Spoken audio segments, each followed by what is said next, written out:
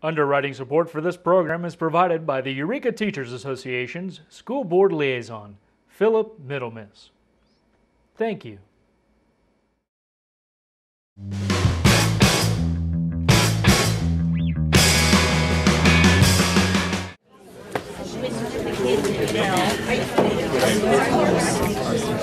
We're recording now from closed session, and Wendy, do you want to give a report on closed session? Microphone? Sure. On items C1, C2, and C4 were not discussed, and item C3 there was no action to report. Okay, for Pledge Allegiance, we have some students from Eureka High. I need to bang that gavel. Excuse me. We've called the meeting to order, please. Phil, could you let our Eureka High know Is they're it in the on? hall? Thank you. It's the pledge. They're doing the pledge. I think it was the noise in the hallway. Coming in. Yeah, they were all talking in the hallway. Please rise. Hand of our heart salute. Please follow me in the Pledge of Allegiance. I pledge allegiance to the flag of the United States of America and to the republic for which it stands, one nation under God, indivisible, with liberty and justice for all. Thank you.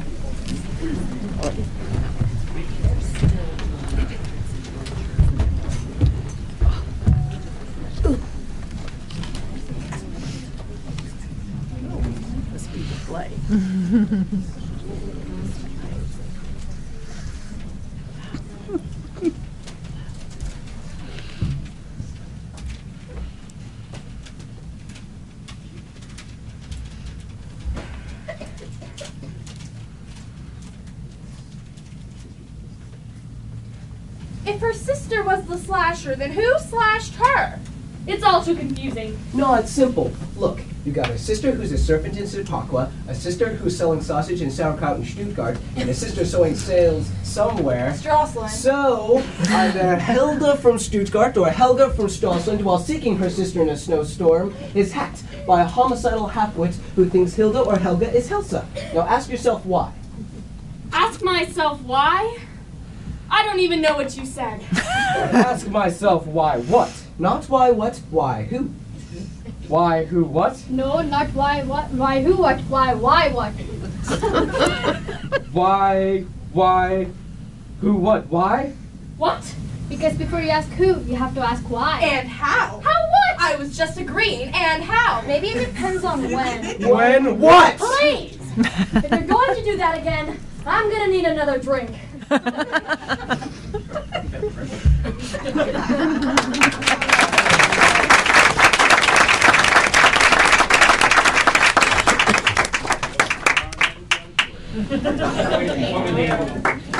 Nathan Evans, the director of the play. Why don't you give the board just a quick rundown of what the show is and when it's on? Oh, what the show is, it's called The Musical Comedy Murders of 1940, and it is a slasher comedy, much in the style of the movie Clue, if you've seen that. Lots of silly deaths and slapstick and actors up in the swanky, secluded section of Chappaqua, New York. Yes, exactly. Lots of alliteration there. We run for 2 weeks right over here at the high school, and I'm particularly proud of this production because it's quite possibly one of the most ambitious productions that we've put on in several years. We have the most complicated set. We've drawn resources from theaters all around the community, from HSU to North Coast Repertory to Ferndale, and so we've had assistance kind of from all sides, and our actors have been working very hard for about 10 weeks now, and we've also built a rather elaborate set, so I hope everybody will be able to come over and see the show. It is enormously funny. Crying in the audience most of the time. Thank you. It's the Musical Comedy Murders of 1940. 2 weeks, right over there. Thank you. Thank you.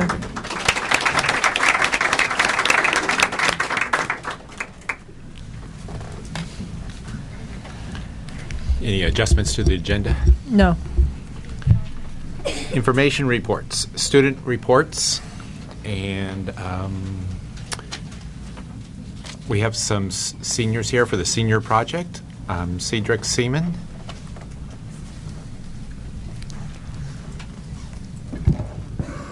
Hi, I'm Cedric Seaman, and I'm here to talk about two senior projects that I'm doing. One that I've finished, and one that I'm currently still doing.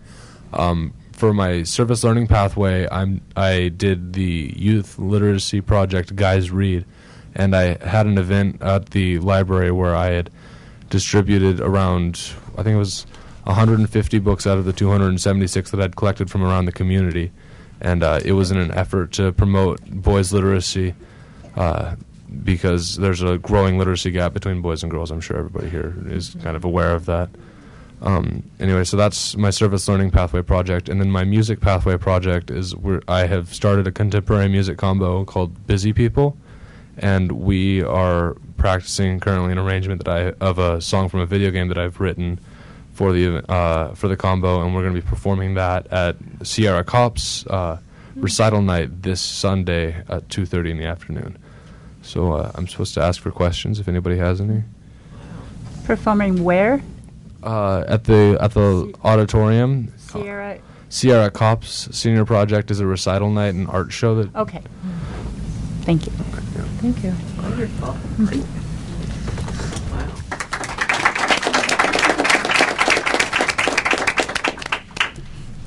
Brandon, Casey, and Bailey.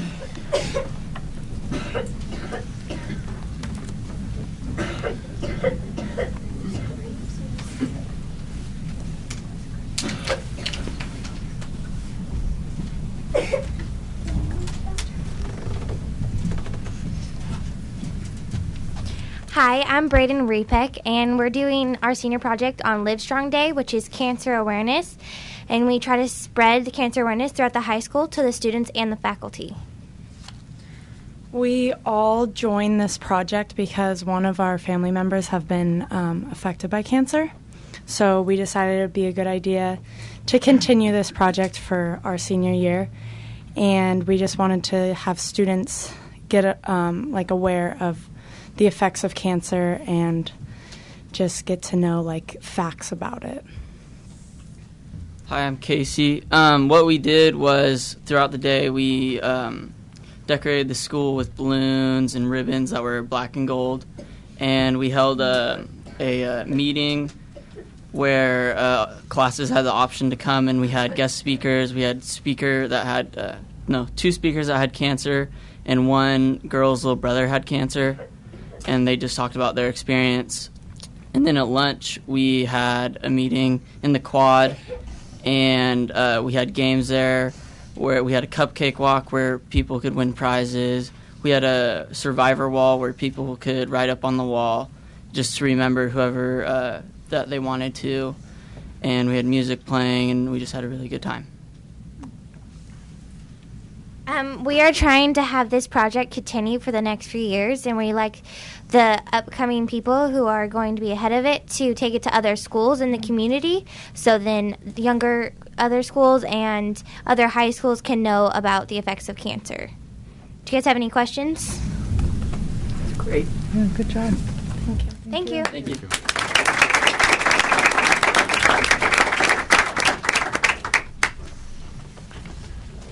Rachel Scheffler. Hello, my name is Rachel Scheffler, and my senior project is called PUSH, and it's pushing kids mentally and physically at Lafayette Elementary School. I'm working with a group of 30 after-school students who are not super excelling students, so they're in the after-school program. And so I am pushing them mentally with lots of puzzles and just science games and math games, and then I'm also pushing them physically doing relay races and obstacle courses to get them ready for the challenges of high school and college, which will complete two of my pathways, which are my service pathway, which I've been working with these students for the past 4 years, and then also my AP pathway, which is preparing them for college. Are there any questions about my program? Thank you. Good job.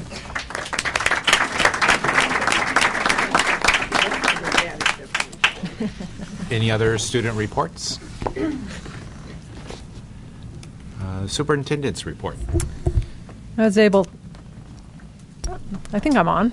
I was able to attend the Drive to Stay Alive. They were hosting a town hall meeting tonight. I wasn't able to stay for too long because I had to come to the board meeting, but I can say that the kids once again did an excellent job getting different representation from community members. They actually had a very nice dinner as well.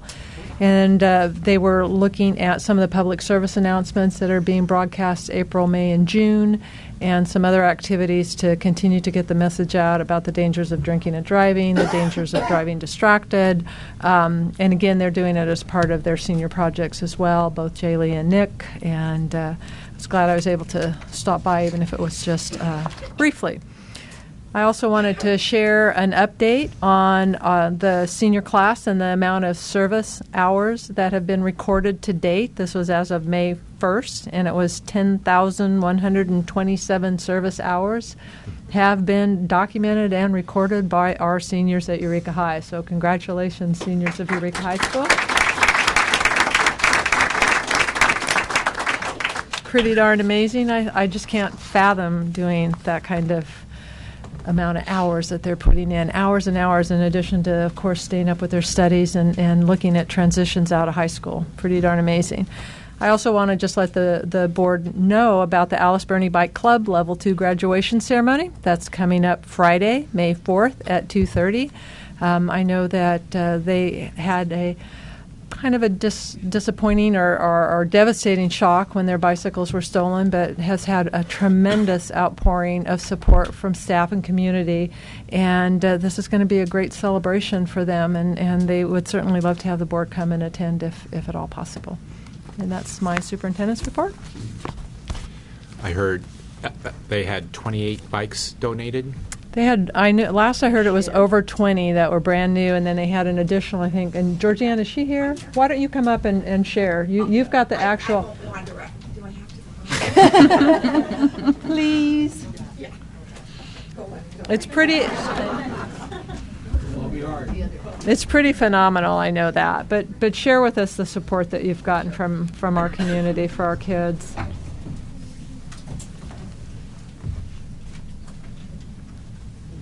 Yes, thank you very much. We did have 8 bikes stolen that our bike club had worked on for about 2.5 months.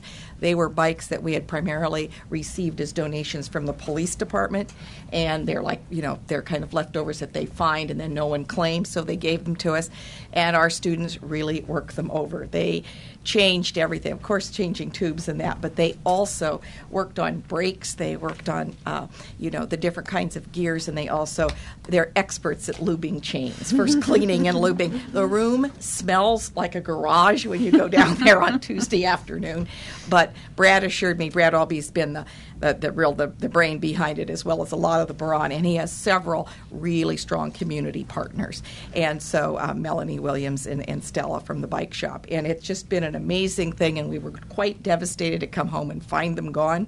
But of course we'd cabled them up outside the school, and the gate was open from someone coming in to play basketball probably. But anyway, we had I just can't even tell you. Awesome isn't going to do the word. We have 28 bikes now, as I wrote to John. John and Leanne both wrote me or emailed me and got a little report. But we have 28 bikes. Friday, as Leanne said, at 2:30, our students are actually going to receive a bike. The kids who are in the bike club and who worked on the bikes for so long will receive their own bike. And then they're going to be going right off to ride the 10-mile part of the coast run this on Saturday. But more importantly, we received offers from individuals. We received offers from friends of our school, graduates. In the midst of all of this, about 2 hours into it, the ambulance pulls up in front of school, and I didn't have a radio. I was running around putting out picking up a few bikes and putting them in the quad. But anyway, so that everyone could share in the celebration. The ambulance rode up. I thought, oh my God, what kid fell? What happened? Who had an asthma attack? It was just like, oh my God. I went into a whole different mode. And out jumped these 2 great big dudes who are graduates of Alice Burney. And they opened up the back of the ambulance, and 1 bike came out, 2 bikes came out, etc. 5 bikes later, they had been to Target and they had bought several different things, and they were so proud to be able to give back to their school. And I think that just said it all. So there are lots of little stories, that I could share, but we'll do that at another time. But anyway, thank you very much. We put up on our marquee, thank you for helping us, and we hope to pay it forward. So that's our goal. Thank you.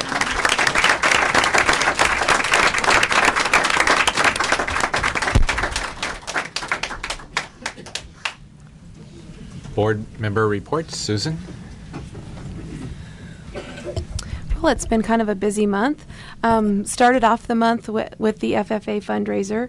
That was a lot of fun, and I was really impressed with all of the great community support there also, and the teachers and the students and the parents and everybody that put it together. It was a really, really great event, and it was a lot of fun. And I made a nice big donation thanks to Hank sitting behind me overbidding everything. I didn't know he was bidding above me and making me go higher, but I made a nice donation on something that I bought in the auction. And then I did I think it was April 6th, there was a staff development day. I attended just a little bit of time at the high school because that was the day after the FFA dinner, and I stayed up too late, so I didn't get up early enough to come for most of the high school part of it. But and then in the afternoon, I went to Alice Burney and spent the afternoon with the Lafayette and Alice Burney teachers who were going over the Book of Framework for Poverty. That was really an interesting afternoon, and it was really great again to see all the great educators that we have teaching our students every day. They're doing wonderful things, and they were really working hard on coming up with ways to help kids that are in disadvantaged situations.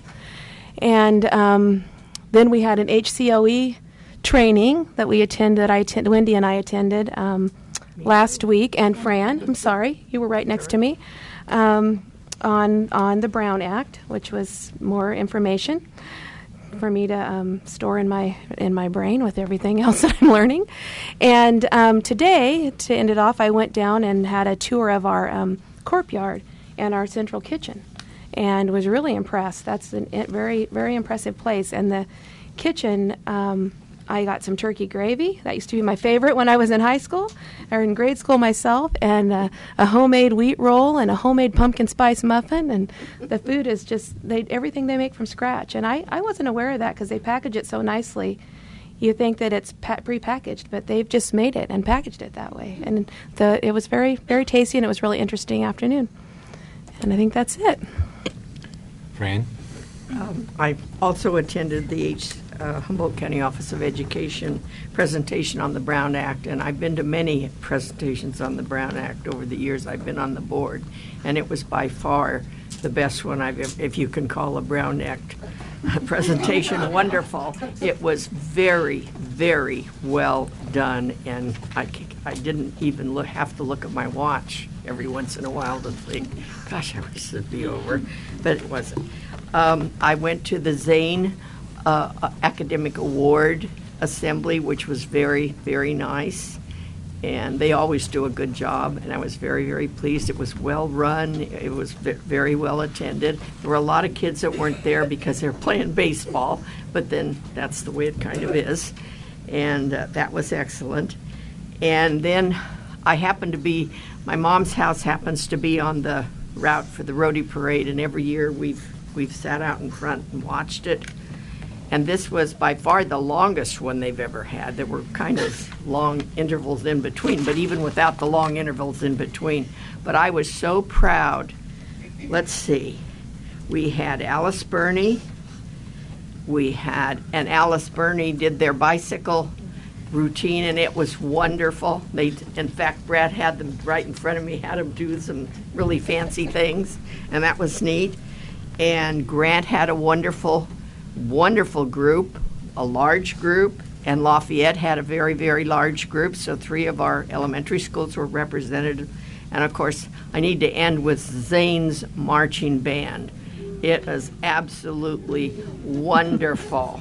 And I know Mr. McKay was disappointed that they were the third band in row, but I didn't think they could be ahead of the Army band because the parade was dedicated to the veterans. However, I could have thought they could have been in front of the Fortuna band. But then when I got to thinking about that, I thought, well, this parade is really not just for Eureka. It's for the whole area. So anyway, it was just wonderful, and they are phenomenal. Does Eureka High have a marching band? I'm just asking. I don't know if we do or not. I wish we did. So anyway, it's been a busy week. Hank? I did encourage Ms. Johnson to donate to the FFA fundraiser and was very successful at it. But she encouraged my wife, which also was quite a donation. So it was fun.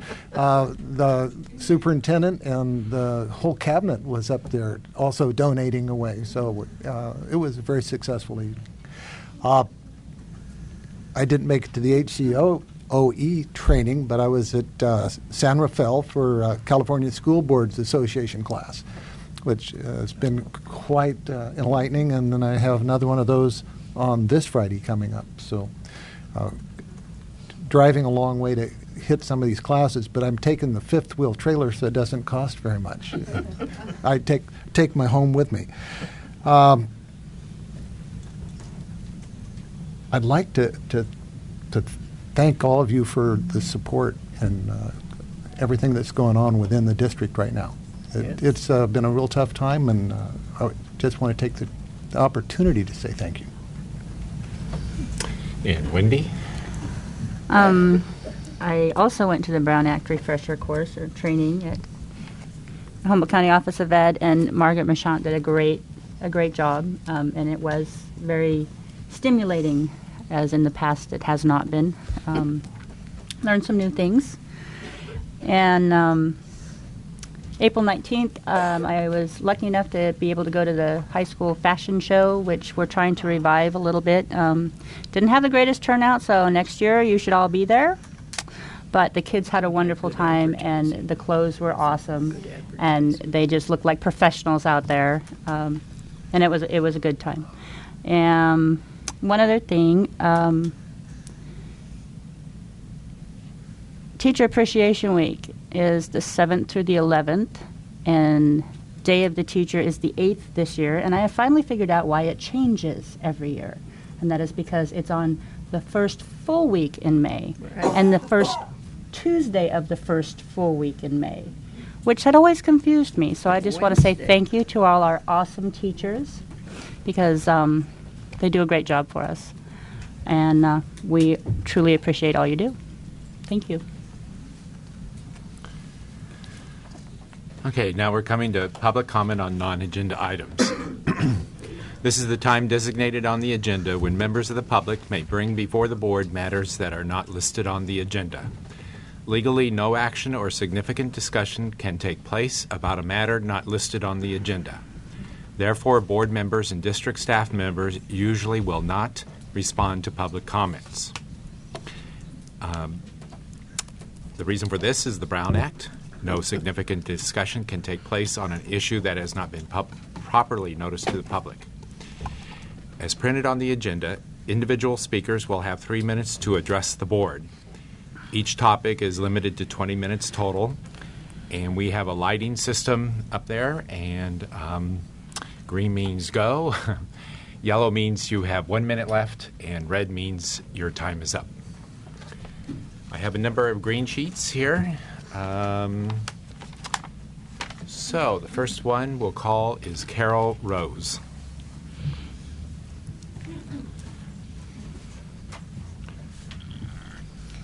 Hi, I don't have a paper in front of me, so I'm just going to go off the top of my head. The reason I'm here is because we have been told that we're going to get a change of principal. My children go to Grant, and I have 3 of them there. We've been told we're going to get a change of principal next school year, and there's a lot of us parents who do not want our principal changed. We like the one that we have. She's worked for the kids, worked with the parents, and we've had a number of changes in the past. Tracy Kearns is the one we want. We understand that Lafayette didn't want a change, and Alice Burney didn't want a change, and when they got up petitions, they didn't have to have their principal change.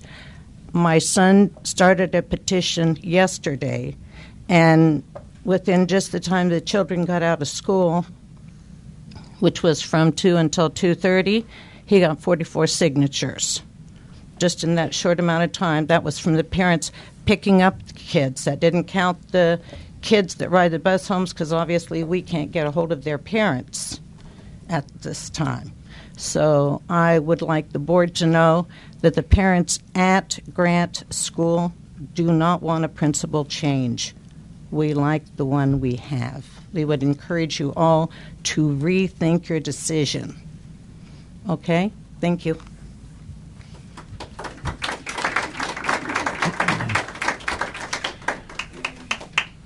Lisa Olivier.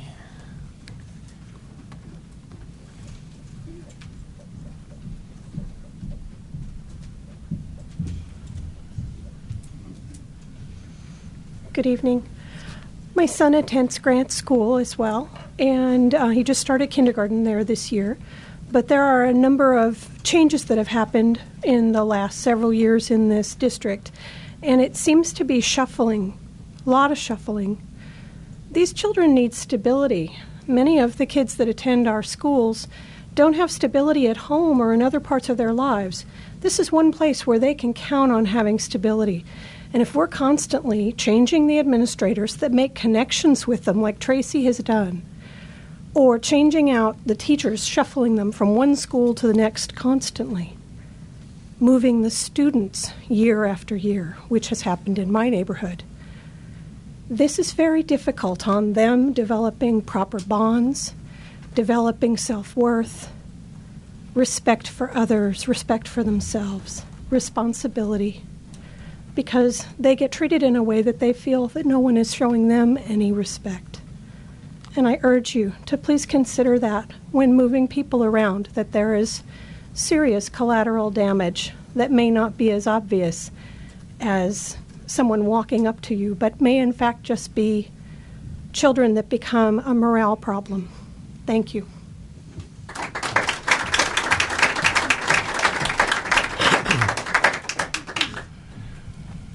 Sautiva Daniels.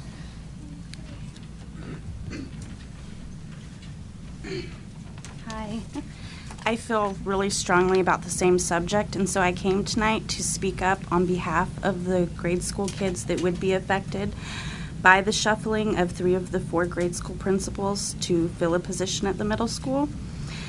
In respect to everyone involved, the decision just makes no sense to the majority of our parents, and this will disrupt the kids who depend on these schools and you guys to ensure that they have a stable and consistent learning environment and staff that they can depend on for more than just 1 year.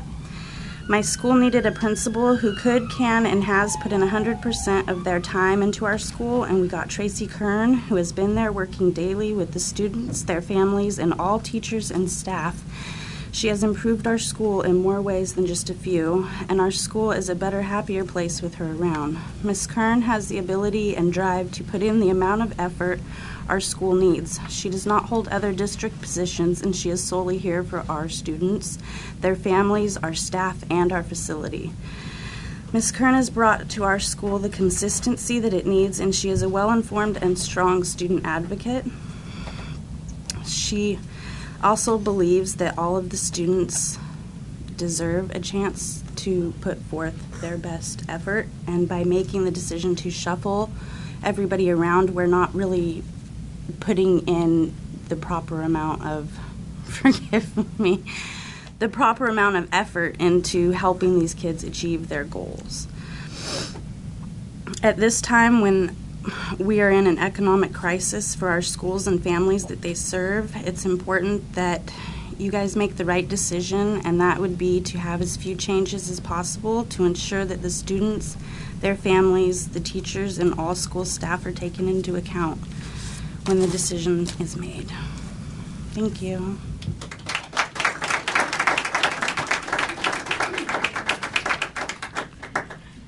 Debbie Hart. Hello, good evening. My name is Debbie Hart, and I'm a parent of a student at Grant Elementary School, and hopefully my 4-year-old will also be a student there. I have an older son who went through the Cutton Ridgewood School District, which was wonderful, but I made a conscious decision to have my younger 2 sons go to Grant Elementary School. And since Tracy Kern has been there, it has been a very welcoming and positive environment.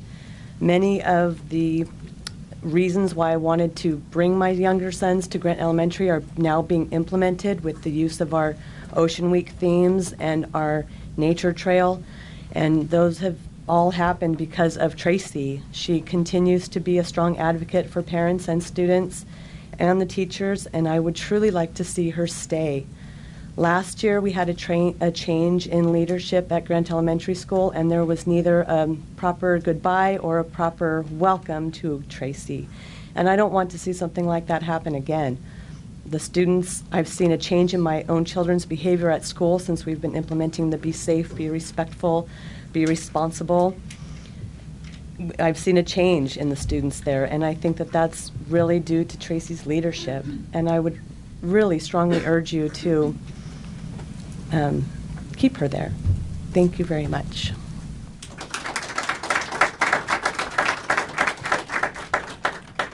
Bo Hopkins.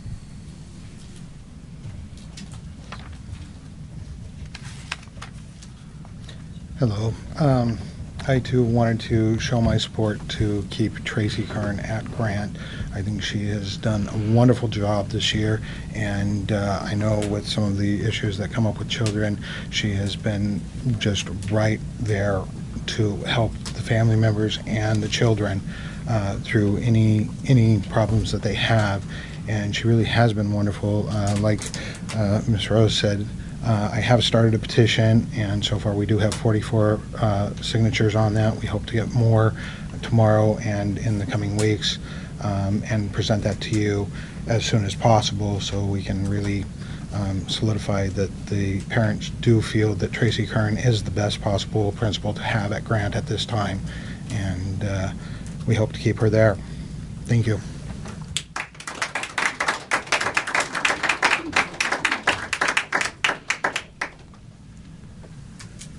Lori Dutra.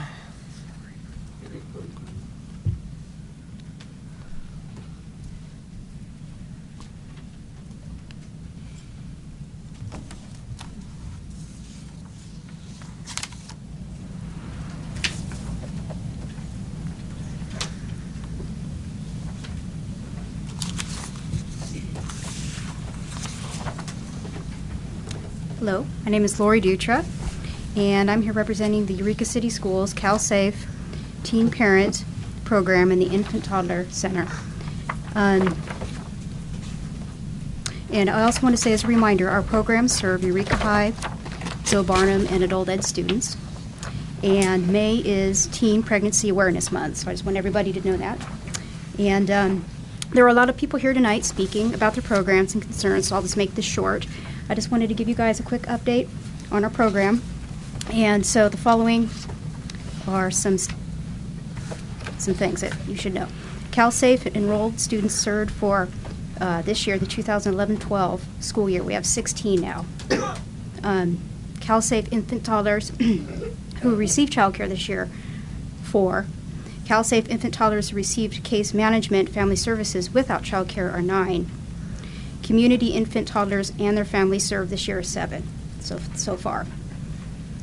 And the projections for the 2012-13 year so far, the enrollment, the CalSafe student and families, we're going to have 6 so far. Infants and toddlers, we will have 6. And community children and families, we will have 7. And of course, it goes without saying that those numbers can and will most likely increase, in the weeks to come. So we will certainly give you guys an update as the changes occur. And thank you for keeping, listening to us, and we're just fighting for our program. I have a question for you before you leave there. The bottom, the projections for the 2012-13 school year, CalSafe students, families 6, CalSafe infant toddlers 6, are those not the same? That's not a total of 12. That's a total of 6 that fall into 2 categories, correct? Yeah, it's And yes. then community children and families 7? Right. Those are and- actually part of that 6. No. It's actually 2 different components. Okay, The so- CalSafe, the students and their families, meaning we have 6 students signed up or wanting care for next year to be part of the program. And with that will be coming 6 infants and toddlers who will need our care Right. next year. And then the other component is the community licensed care-based part, the community children and their families, and we have 7 who want care next year. And those Our are like program is open. children for the daycare center that would be teachers' children or Teachers, children from the community community that are children. paying for their... Yeah, Okay. yeah, to help, offset the costs of, our program. So Thank you. it's increasing. So we thought that you guys would like to know that and needed to know that. So, and it will probably be, increasing, keep increasing. So, thanks, you guys. Okay, thank you.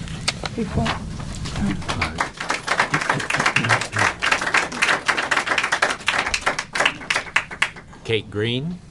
Can they fix the microphone? I can't. Yes, it's too high. You can't hear it. Well, that's what we want people to do. Can I pull it down? Will it work? Yeah, and closer. I'm a short one. Is that any better? Much better. Oh, good. My name is Kate Green. I'm a co-chair of the Humboldt County First 5 Commission, and I'm here tonight to talk about the programs here that support teen parents and their very young children. I understand that when Wendy Day, our director, was here before, she explained to you her experiences as a school board member and her complete sympathy with the challenges that you are facing. I haven't had that experience. I was, however, the founding director and long-term director for 27 years of a state-funded child development, an agency sponsoring state-funded child development programs in Arcata and McKinleyville. So I have had some experience with the grim challenges that you and other school boards are facing. I understand the need for cuts and so on. While I was doing that, I was teaching child care administration classes at College of the Redwoods, and I served as a mentor director on the California Early Childhood Mentor Program. And in connection with those activities, I became familiar with the program here at Eureka High School and was extremely impressed by the quality of the program. The sensitivity of the teachers to the needs of teen parents, their ability to communicate with teen parents, the richness of the environment for very young children. But probably what impressed me the most is that the program existed. It's unusual and it's very, very special. There are now in the Humboldt Bay area just 2 programs that serve infants and toddlers. The one at Humboldt State, not the Child Development Center, but the Child Development Center, not the Child Development Lab at Humboldt State, and your program here in Eureka. They're very, very special, and there's only one program that meets the needs of teen parents, and that's your program. Something to be really proud of and to cherish, I believe. In light of that, I'm here to suggest that rather than eliminating the program on this rather short notice, that you give us, and when I say us, I'm speaking for the First 5 Commission and many others in the community who are profoundly concerned about the possibility of losing this, give us time to assess the situation of teen parents in Eureka, do some research, explore possibilities for other resources for teen parents, possibly other resources that could keep this program alive.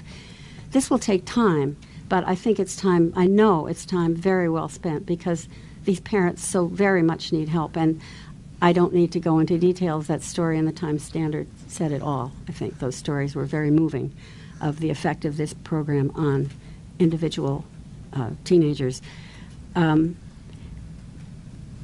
parents, the parents and the children who benefit from this program will grow up to be happier, healthier, more productive members of our community, and that's what we want for all families, and these families particularly need it.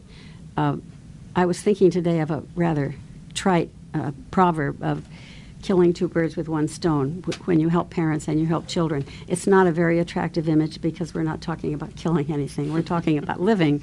We're talking about nurturing and growing. And I hope that you will give us time to work on this project so that this program can continue to nurture and grow young parents and young children. Thank you.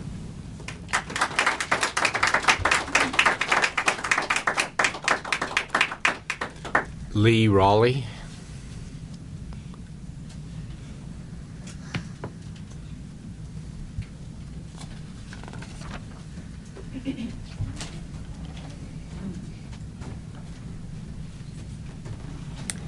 Good evening. I'd like to thank you, ladies and gentlemen, for allowing me a few minutes to express my concerns about some of the positions that are being eliminated at Eureka High.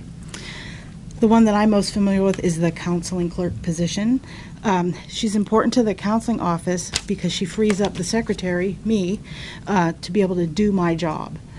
She answers phones, she meets parents as they come in, she directs them where they need to go. She's a liaison between the counselors and the students, and she's just invaluable. She has built a rapport with the kids that's really important, and I feel that it's going to be a great loss to lose her. And while not formally part of her job description, she is our only staff member who is bilingual, and she speaks Spanish. And she has been called upon time and time again by staff members, teachers, administrators, and even the district office to translate for them, for whether it be an ELAC meeting, a parent conference, just a meeting with the principal. Teachers call on her to come and translate for her. We're going to lose that. And she serves our largest ethnic group at Eureka High School. Those families are going to lose this link, and their children's education is going to suffer because she provides a voice for those parents to be involved in their education. That's a pretty big group for us to lose. I understand this is tough times and we have to make these cuts. You guys have an enviable job of having to try to fit programs in with the little money that keeps decreasing. But I think that we have to really be careful and look at the impact. We're here to serve our students first and foremost. We're educators. That's what we're here to do. And that's who's going to suffer. Yeah, I'll have to work a little harder. That's not a problem. But the kids, and mostly the parents, who don't speak English, are uncomfortable speaking English, are not going to have that voice to help them call their kids in sick for attendance. So it's been said that it takes a village to raise a child. Well, I believe it takes administrators, teachers, classified staff to educate our children. It is the greatest gift we can give them and the best investment in our future. Thank you very much.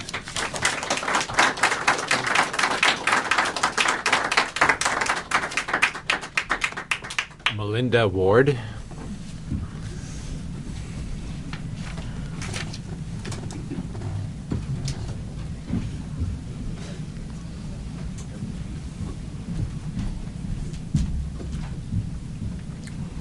Hi, I'm Melinda Ward, and I'm currently working at Zane as the attendance clerk, but I've been in the district for over 22 years, and I'm just here to let you know that I am concerned about the possible elimination of the finance clerk at Zane. I just don't feel we can afford to lose another clerical staff member in that office. It's very busy, and we are the first ones the kids see, and a lot of times the first ones the parents see, and so it's just, I feel like it's going to affect parents and kids the most. And of course, just more workload for everyone else too. So just consider that when you're thinking about that elimination. So thank you.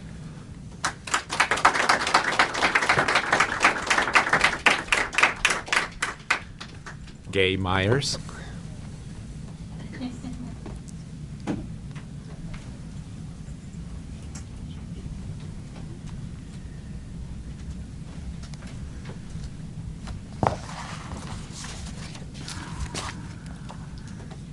Good evening. My name is Gay Myers, and I'm the finance clerk at Zane Middle School. I am speaking tonight because you are considering eliminating this position. There is a lot more to this position than just finance. I would like for you to review the finance clerk responsibilities and examples of what each of these entails, and take that into consideration when you're making your decision. If you choose to eliminate this position, I am very concerned about my coworkers taking on the additional work. Our counseling clerk is now inputting immunizations, and PBIS will soon be added to our attendance clerk's position. They are both at their work limit. If you eliminate this position, it would leave one person in the Student Services office to cover everything. Our counseling clerk is already in this position at the front office. The attendance clerk comes in at 8:15 a.m. and leaves at 4:45 p.m. This means that the Student Services office would have to remain closed until 8:15 when she arrives, or you would have to consider changing her hours to 7:30 a.m. to 4 p.m. In closing, I would just like to say that the decision to eliminate this position would impact the office, staff, parents, and students. Thank you.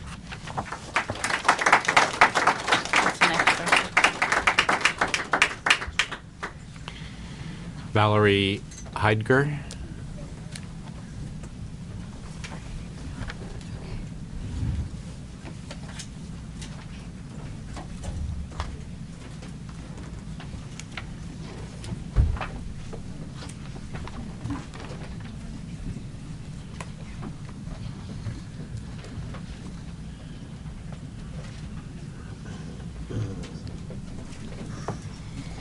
Hi, I'm Valerie Heidger, and with all the changes that are being made, with more eliminations and reductions with the classified employees and the extra responsibilities put upon them, why can't you find a way to give us a raise for what we are worth to the district? We are the ones that are working directly with the students. We are now losing more money every month because of insurance cost. We all know about the cost of living going up. It is getting very difficult to get by for everyone. And I'm sure I could speak for others, but I personally have been with the district for 25 years, and at this time my paycheck is getting smaller and smaller. I feel the district needs to find a way to give the classified employees the raise that they so much deserve. And I worked a little bit on the second part of the note, so I say I may be repeating myself in the second part of my notes, but I guess I need to emphasize my feelings. I myself started out with Eureka City Schools at 1 hour a day in 1987. I worked very hard at my job to do it right and to do it well. With that, I earned more hours a day through the years to work with the students who need the extra support. Ms. Taplin has written notes to the classified employees for years saying what a great job we are doing with the students and to keep up the good work. That is a very positive note from a board member, but I don't feel the board is doing a very good job of showing the classified employees their appreciation and all the hard work that they are doing. The classified employees all deserve a raise for at least 2 good reasons. Because we are very important employees to the district, and also to help these very important employees try to keep up with the cost of living. And just to let you know, I will be making less or about the same now with the cuts and the fact that we are not getting a raise than I did in 2004. So that's pretty sad. After 25 years in the district, I am making less and less money with my pay. And I love my job. I'm very happy to have my job. I love working with the students. But, you know, I think the classified employees need to be showed their appreciation and the good work, hard work that they do with this district. Thank you.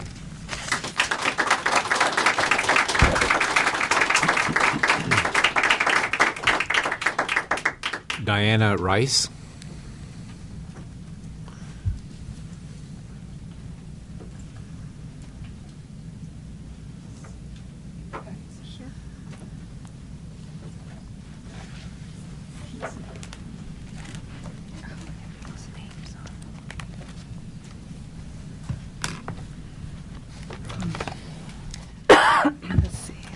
Hello and good evening. Of course, I'm Diana Rice, and I've been with Eureka City Schools for 23 years. The past 6 years, I've been at Eureka High School as a secondary textbook clerk. I found out on March 15th that they were going to eliminate my position. I was in, excuse me, I'm having a hard time. My reaction was in denial. How could the textbook position be eliminated when it is the essential main vein of the school's textbooks? I realized that the principal did not understand what the essential function of what my job entails, and he's not the only one. 2 years ago, during the third week of school, the assistant superintendent came into my office while I was checking out books to some 30 students. His question was, "Are you still checking out books?" I smiled and said yes, every day and every period of the school year. The reason for checkouts every day of the school year is for core novel checkouts, new students, transferring students, schedule change, semester changes, providing textbooks for students at not just Eureka High School, but also my duties are for CIS, Center for Independent Study, Zoe Barnum, which is Eureka Learning Center, Home and Hospital, and Eureka Summer School. I have presented you the letter with vital information of what my requirements and protocol of the secondary textbook copy clerk position entails. The duties are distributing textbooks via computerized system for the purpose of providing students with required instructional materials to be in compliance with the Williams Act, duplicating a variety of materials for class and classroom with the purpose of providing materials in accordance with work order specifications. I implement the Williams Act. Every student must receive a book for each of their classes. I am responsible for over 1,300 plus students for multiple sites, and also for scheduling, issuing student with textbooks and novels plus teaching materials for over 80 teachers. I'm also responsible for the copy service, supplying accounting with daily reports for the 630 resource lottery funds.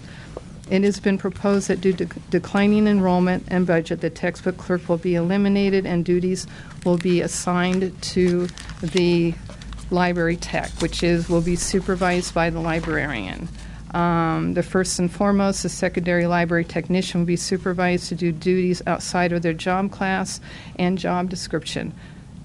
And the pay scale ranges higher and in a different class and family, works 14 days less than my job does not provide services to multiple school sites, and does not provide for the ELD, ESL, and resource classes and the English support classes. It does not provide copy service and record for the 630 resource lottery funds. The declining enrollment did not affect create declining checkouts. It looks like my time is done, so there's a red light. So if you would please just read over what I have kind of given you a bundle, basically, because I'm a very multitasking person, and my job is very much in detail on what I do. If you have any questions, I'm very open to any questions, if you have any at this time. I appreciate your time, and thank you very much.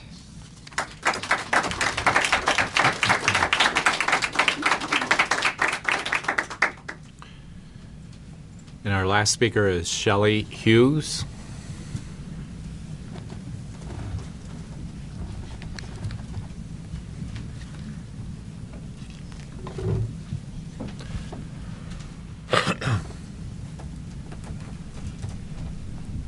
As you can see, I'm not used to this. First time being here, and yeah, that's my first time. Good evening, everybody. I'm one of the parents from Alice Burney. We come over here and request, please don't take Mrs. P from us. As you can see, I have over here 267 signatures. Because she's a wonderful lady with the children, with the parents and everybody. Will you please listen to us? She's very good with the English, the Hispanic speaking, everybody. She's great with them.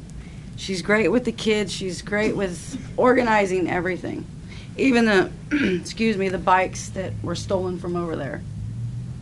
Look what happened. The whole community pitched in and got those bikes for that school. And that has a lot to do and say. She's hiding.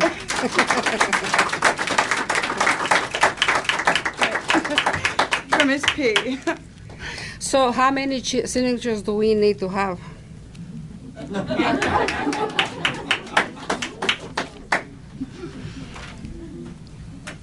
And by when do you want it? We have a meeting tomorrow morning. We're going to get some more. And later we're going to have a parent meeting so we can get some more signatures. We want our principal. Okay, thank you for your time.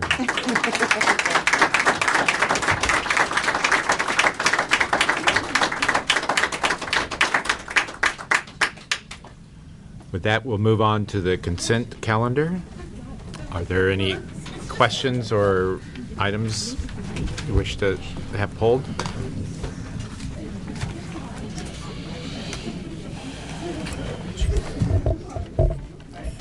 Hearing none, do I hear a motion? Move for approval of the consent calendar. Second. Been a motion and a second. Any discussion? All those in favor, vote by saying aye. Aye. Aye. None opposed. Consent calendar is approved. K22, discussion action, board policy, admin reg, physical education and activity. Good evening, members of the school board. I've had an opportunity in the past several weeks to discuss with the physical education teachers and with Mr. Darren Smith and with the principal, Rick Jordan, with the counselors. Can you hold on a minute and maybe we can get the hallway cleared? Or you can't close the door. Yeah.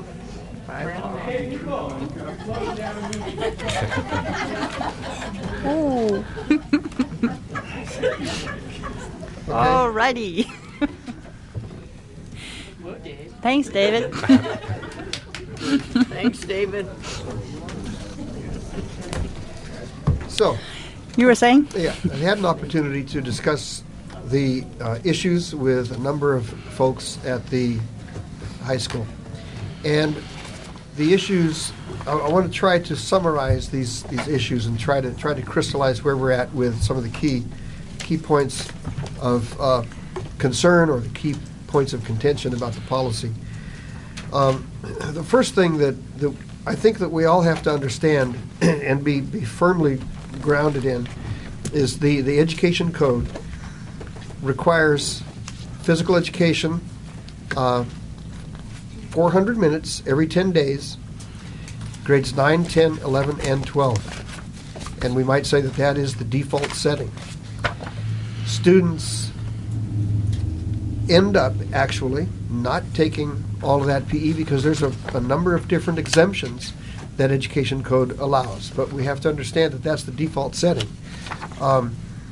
So that if a student does not qualify for one of the exemptions provided for in education code, then the student has to be in PE. One of the issues has to do with the NNDCC course taught by Mr. Darren Smith. There's two ways we can deal with that, and I had a nice conversation with Mr. Smith.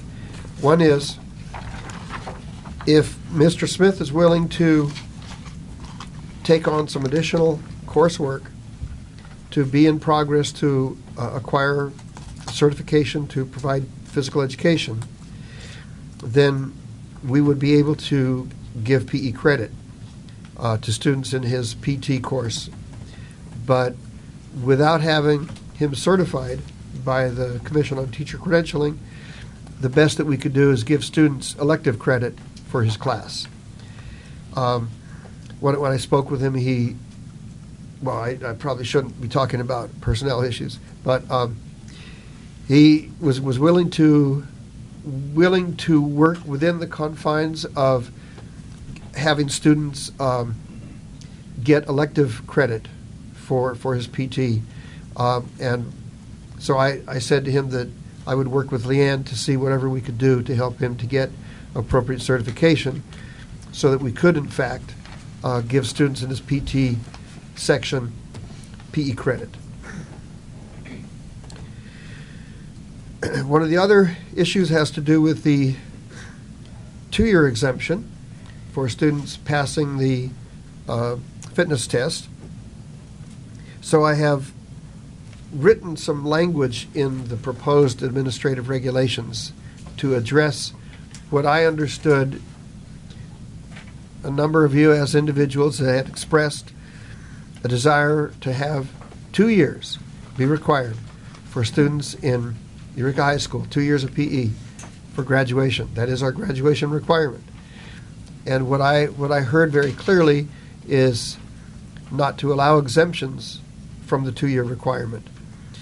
So that on one of these pages, and I'll go into that in just a second, there's some language which tries to describe how we can incentivize students to do well on the fitness test, because they would get more flexibility in when they take their second year of PE.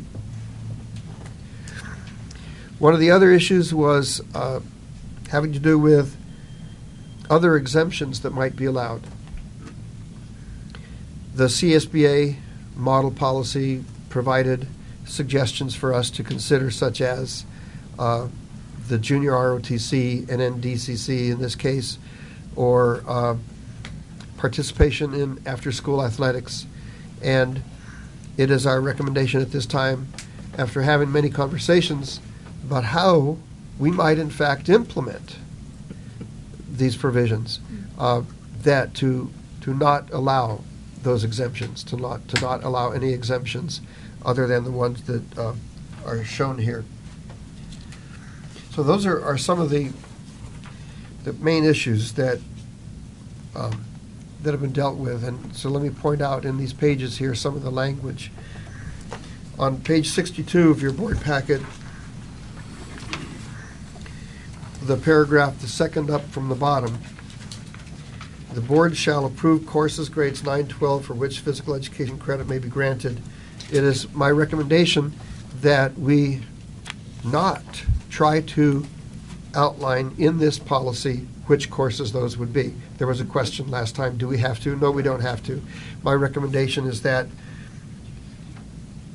as a separate issue that we bring to the school board the NNDCC request to be, so that students could get PE credit for that. That be a separate action outside of this policy.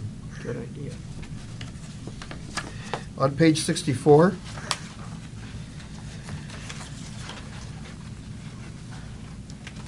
under other exemptions, that is the place where there are a couple listed that if students are in a regional occupational center program and taking PE presents a hardship, they could get an exemption. Or if there's automobile driver training, they could get a 24-hour exemption.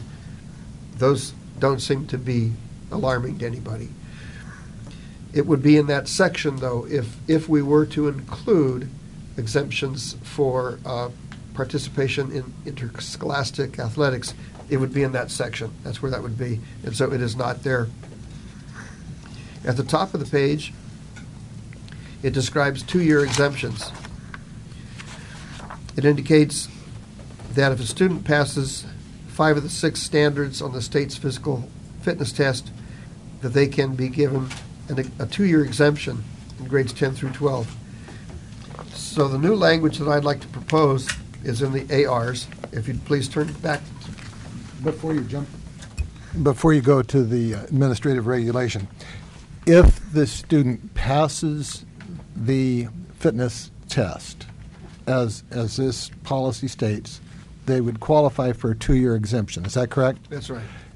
Then would they also qualify for the permanent exemption, still maintaining a requirement of 10 credits or 2 years of PE for graduation? That's what I want to point out in the AR. Okay.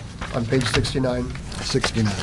Before you get to 69, can I just, on 67, the old teacher in me, on the next to the last paragraph, students that experience should be changed to who? Students who experience. They are animate objects. Thank you.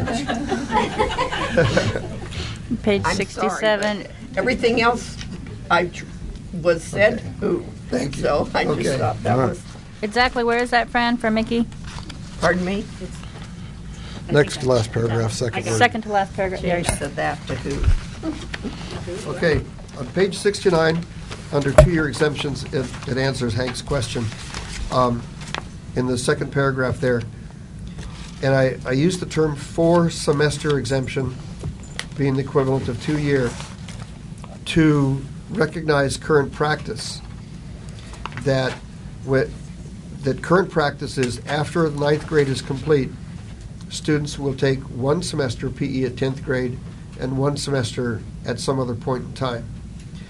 So this language is worded so that if a student passes the fitness test, then they may they get an exemption from, remember what I referred to as the default setting. Education code says every 400 minutes every 10 days, all 4 years, unless you qualify for an exemption. So this would be an exemption that would allow the high school to continue with the current practice of having students take it 1 semester at 10th grade and then 1 semester at another time.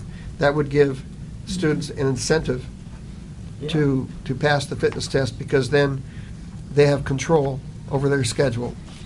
Right. But they would still, as it is stated here, such exemption shall not waive the 2-year physical education requirement for graduation from high school. This is a big improvement. That answers my question, sort of, because where I was going with it is the online course. Does this allow for an online course to qualify for PE credit for that second year? And does that go back to the original or the language earlier in the policy that says the board shall approve courses? Well, I did some research on that, tried to figure out where that might exist in this policy, and it doesn't. And I found another policy that addresses that. Eureka City Schools has a board policy which is 6146.11, alternative credits toward graduation. And it is in this policy that would allow such a thing to occur. And we adopted this in 2000, September 13, 2000. It says, as an alternative to completing the course requirements for high school graduation, students may fulfill one or more of the course requirements through, and they list, there's 12 listed here. The first one listed practical demonstration of skills. Number 2 is supervised work experience. It goes on, there's many. One of them is independent study. One of them is credit earned at a post-secondary institution. Courses offered by ROP centers, correspondence instruction from a university or college that's accredited. Yeah. And so we already have a policy in place that addresses that. So that closes the loophole of getting the permanent exemption after they get the 2-year exemption, is what that, That's in right. effect, is going to do. That's right. What I had presented to you at the very outset would have been an option for a student to end up with only 1 year of PE, and it's very clear that that is not the will of the board. And that doesn't have a place in here. It's very clear here that 2 years is the requirement. I want to say that this is much clearer, much better, shorter, and a good job. As far as I'm concerned. Thank you. The question that I have then is, what happens then to the kids that don't pass the fitness test? So they don't pass it in 9th grade, so then they have to take PE their sophomore year. And then what happens to health and safety that they usually take their sophomore year? And then what happens, is there going to be a mechanism in place for them to get retested so that they can pass it and not have to keep taking it for the whole 4 years? how's that going to play out? Yeah, those are good questions, and all of those pose additional problems that need to be resolved. There are approximately 96 students who did not pass, or we believe did not pass the fitness test. That's the judgment of the physical education teachers, because we don't yet have the final results from the Department of Education. And so students had to go into the Navigator Lab and schedule classes for next year, and these 96 students were informed that they had to take a full year of PE at 10th grade. We found very quickly that there were some parents not happy with that, some students were not happy with that. So those are issues that we're going to have to deal with. And it is going to require additional sections of PE. I would have thought, and when we talked about this before, I wouldn't have thought that we would implement this on students this year. Because the whole idea, I thought, a part of the idea was that getting this information out there to incentivize kids, these kids weren't told that this was going to happen to them if they didn't pass it. It seems to me that we wouldn't implement this till next year. Well, they're told that, but not in the manner that we are. It hasn't been enforced. Right. And so they've seen it not being enforced, and so now all of a sudden it's enforced on them. I think that, and not that that's wrong, but I'm just saying I would have thought that since we're starting something new, that we would really communicate that and start it, not place it on kids, that not backtrack it, start it next year. The option might be, is there a possibility of allowing the flexibility for freshmen for the 10th grade year with the understanding that that flexibility ends and they will have to take PE in their 11th grade year for this particular year?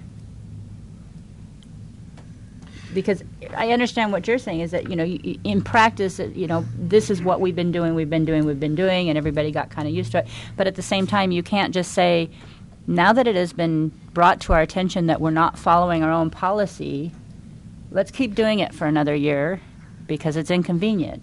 That would be the option. It's sort of like... But it's not a policy. It's a state law. What I'm saying is we're not following... individual policy. We just haven't been following the state law. And it's been in effect for at least 1 year. At least. I can't remember when it... Is it 1? Oh, 4, which is even worse. And we just haven't... But state law allows for us to create exemptions for those years of PE. What we're not following is our board policy about how many semesters of PE you have to graduate. No, what we've been not following is the failure of the fitnessgram. Continuing to take PE, that's what we haven't been following. That's right. Because those kids that have failed it have not taken it the next year. That's true. But isn't it's part of our policy to allow those kids to have exemptions, because we can create exemptions even for kids who have not passed the fitnessgram in 9th grade. So the state law actually is not applying here, correct? No, the Education Code provides various options for granting exemptions, which we choose the ones that we want to use and put into our policy. And by law, we can grant exemptions for PE from 10th through 12th grade if we choose to. It's not a law that says, if we haven't granted those exemptions, we need 400 minutes all the way through. Well, as long as it's provided in Education Code, then we can use one of those provisions as an exemption. We can't make up our own. But it's my understanding that the law itself said that if they did not pass 9th grade, if they didn't pass the physical fitness test, when it originally came to us as the board, we were told that from then on, and I guess we just didn't follow through, that from then on they had to take it every year, and there was nothing said about any kind of exemptions, that they would have to take it every year until they graduated, or they couldn't keep them from graduating. But if they didn't pass that physical fitness test and it was given to them every single year after they didn't pass that. Well, the education code does say that if they fail the fitness test in ninth grade, they have to take physical education again. Right. Unless they are eligible for other exemptions. And as was pointed out there, it is possible to approve, to recognize some of those exemptions that are allowable by law. One of those would be participation in interscholastic athletics, which most of us do not recommend going down that route.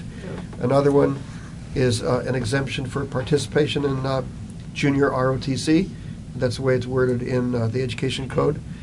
And we are recommending, of course, it would be a decision at the school site. The students could get into the PT class and get elective credit in the NNDCC PT class. That would be easy to do. We don't need a policy for that. But the issue is that students need to be in physical education unless they qualify for an exemption. The problem that poses, as we're finding out, is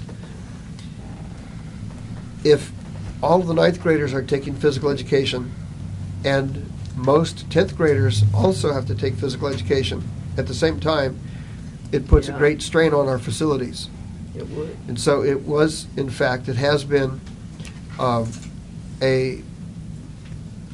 you might say, a convenience to be able to spread out the physical education over a couple of years instead of following the law to the letter.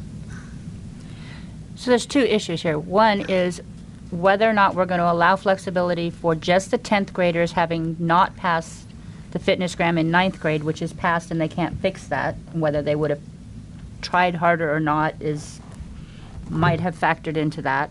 So you've got these 10th graders that are now setting up their schedule that really didn't think they were going to have to take PE again. And we really don't have room for them to take PE again if all of them had to. So if you give them a waiver for this flexibility, having not passed for this 10th grade year, allow them to flex their schedule and possibly use one of the other options or take it in 11th grade or 12th grade. Then the incoming freshmen would all be aware that this policy is going to be implemented and that starting for the 9th grade year of testing, you will still be taking PE in 10th grade if you don't pass the fitnessgram. So it's kind of that would be one way of dealing with it, yeah. Both ways. But if we have if we have exemptions, then it's not going to be there's not going to really be a real push for these kids to pass. But then it goes away. The next 9th grade class will not have this opportunity to. I understand that, and that would be the only way that. We're not talking about a great inconvenience. It's just that they have to take it in their sophomore year instead of their junior year. And as far as straining the facilities, I don't see how that could be. If we have 1,400 students at Eureka High, and most of them are taking 2 years of PE, and 20 years ago we had 2,600 students who were taking 4 years of PE, and the facilities were still there. I don't see how they could be strained now and not back then. Could I ask high school staff to speak to that, please? The one teaching station we don't have that they did have was a pool. That's another station. That's another station. That's the only station that we've lost. Was a what? The pool. Pool. Okay. The only station we've lost from when you had 2,600 to when we have 1,200. Well, great. Let's reopen the pool. I knew that was coming. Classes of 50 kids. Yeah. 20 years ago, there were 50 kids in the classroom. Yeah. So that's the only difference. That's the change. But the decision here would be, if we agree with everything that's in here, to implement it for this year when it's kind of like a surprise. We're talking approximately 100 students? A little less than 100 students. Less than 100 students that didn't pass. That's right. Probably. We're guessing at this now. It's not more than that. Yeah. I know that. About 3 sections. I'd like to move for approval of K-22. Second.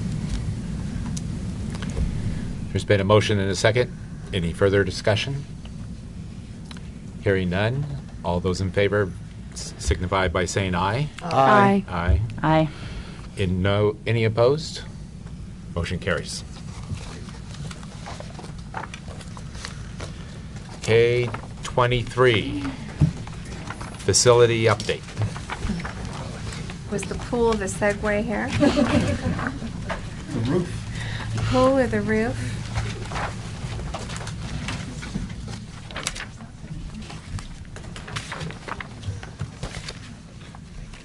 I would like to ask Mr. Bettini to join us at the podium. Since last time we discussed facilities, he was able to sit in the back audience, and so we're going to start with him up front this time. He will support us with some details here. See that look? Did you see that?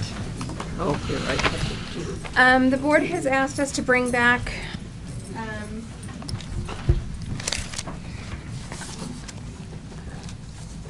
to use where we are with some of our projects that we discussed in the fall and the winter, November, December, and continuing on with where we are with our facility projects. I have kind of put together a brief overview for you in this sheet here, and since that time we have spent a lot of time at Eureka High School on a number of projects. Basically the library renovation and repair is about 99% completed. They started work on the track yesterday. Was that the first? Yesterday? And that will continue. It'll take about a week. We are looking at the tennis courts, preparing that to go out to bid.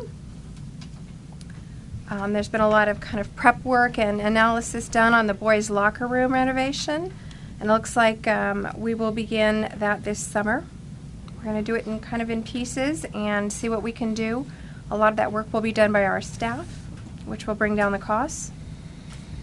The pool roof, our engineers were on site this Monday. They came up from Sacramento, and they will submit a report and request for hardship funding at the end of May to DSA. We think it'll take about a month, and then we'll see where we are, if we can stand in line for some funding. The Navi Lab, the Navigator Lab that we were just talking about, all that electrical wiring was completed. And some items that we still have to do, we're looking at how to fit those into the schedule, and some of those costs are some sound panels that the high school has invested in to put in the gym. They need to be, hung isn't quite the right word, but they need to be put in place. Some work on the wall and some science wing cabling in the basketball pulley system, and some transformer work in the upcoming months. Zane, the backflow preventer, was put in. That was required to be done. It was somehow missed during the bond renovation, and that was caught. And we needed to do that over break. Windchip. You recently accepted the bid, and that is estimated to be completed the 1st of June. Actually, I have an update that work will actually begin May 15th if weather's prevailing. Oh, that's perfect. I just had that phone call today. Yay. The lower gym roof, we hope to have that project submitted to DSA the end of the month, and hope to have that completed this summer. We've entered into some discussion on an easement access request that has come in from Green Diamond.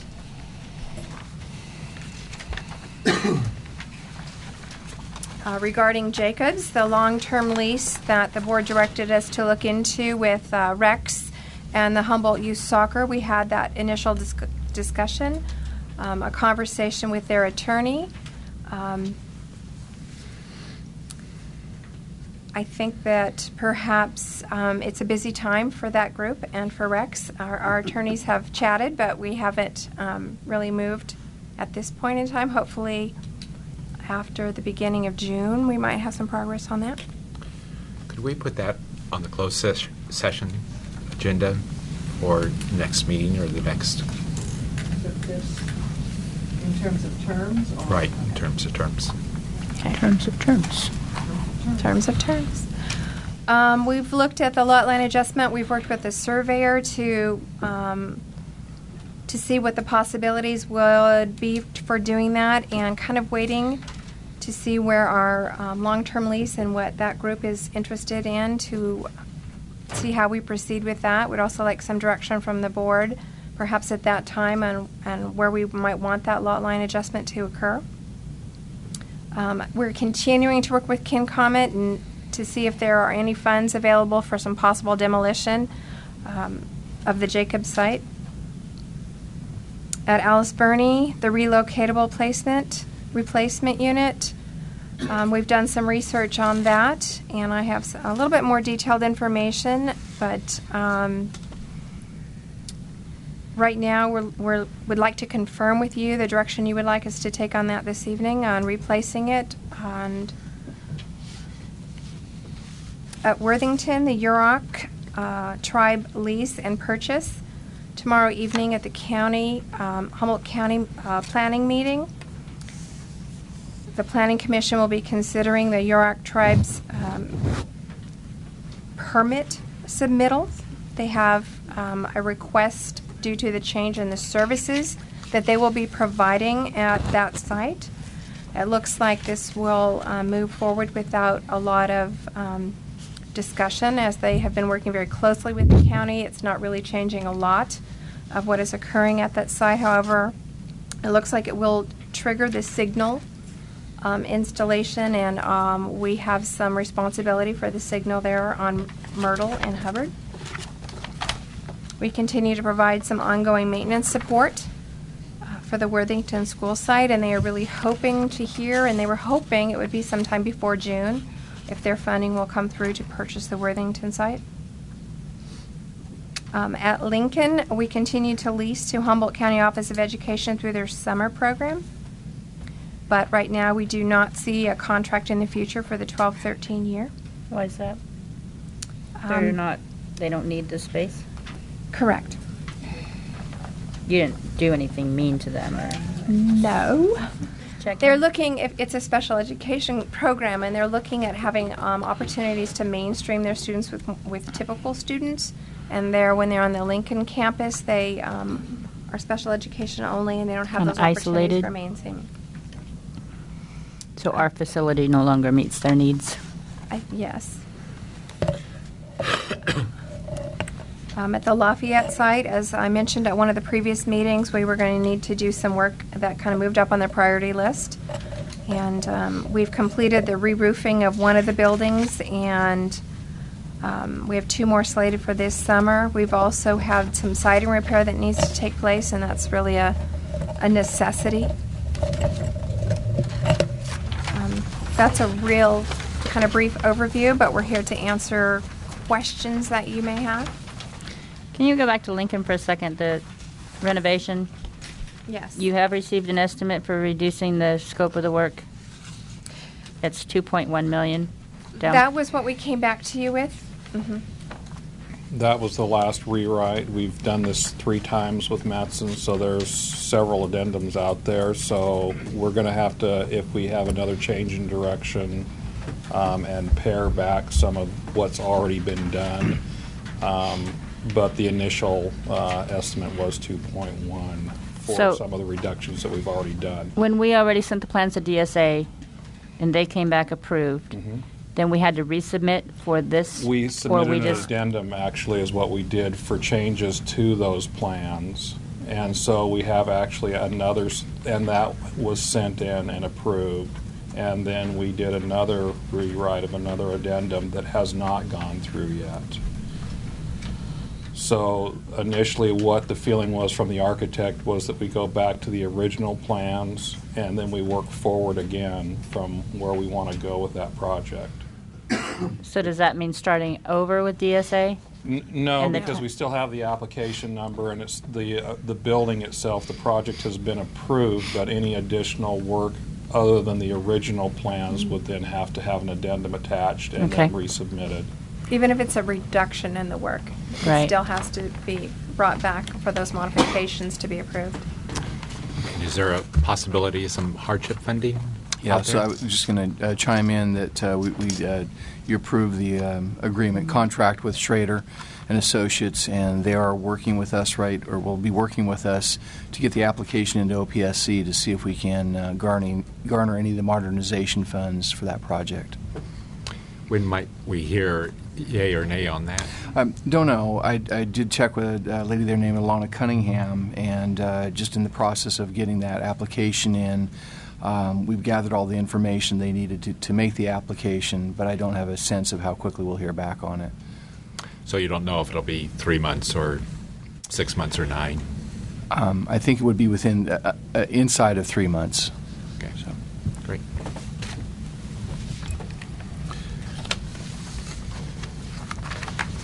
Several questions on the Worthington site. The ECS is obligated for the share of funding to install the signal. Where did that obligation come from, and who authorized it?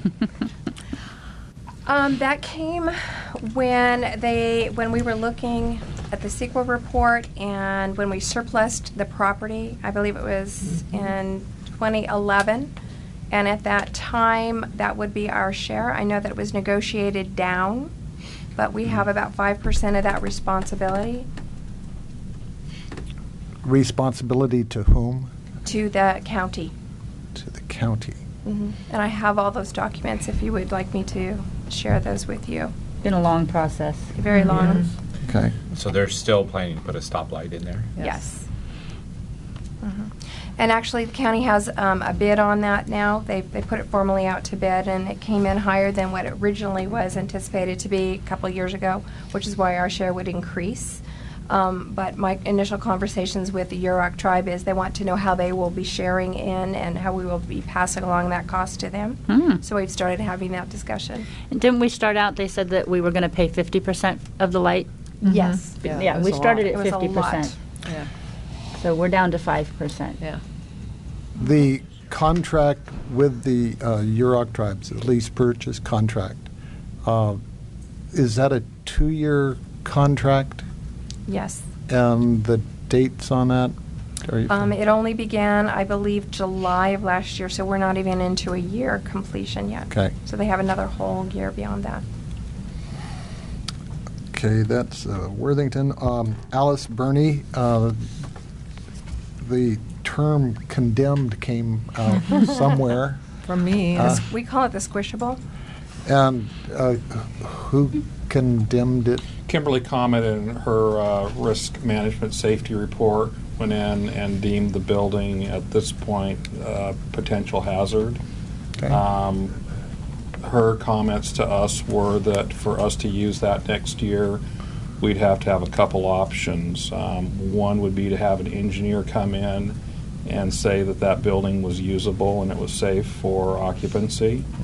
The other is to close it and not use it at all, not even for storage, because once you deem that that's not safe, then of course you're putting a different load in there with storage, and they don't want people in there as the risk manager. She's not going to authorize that, of course.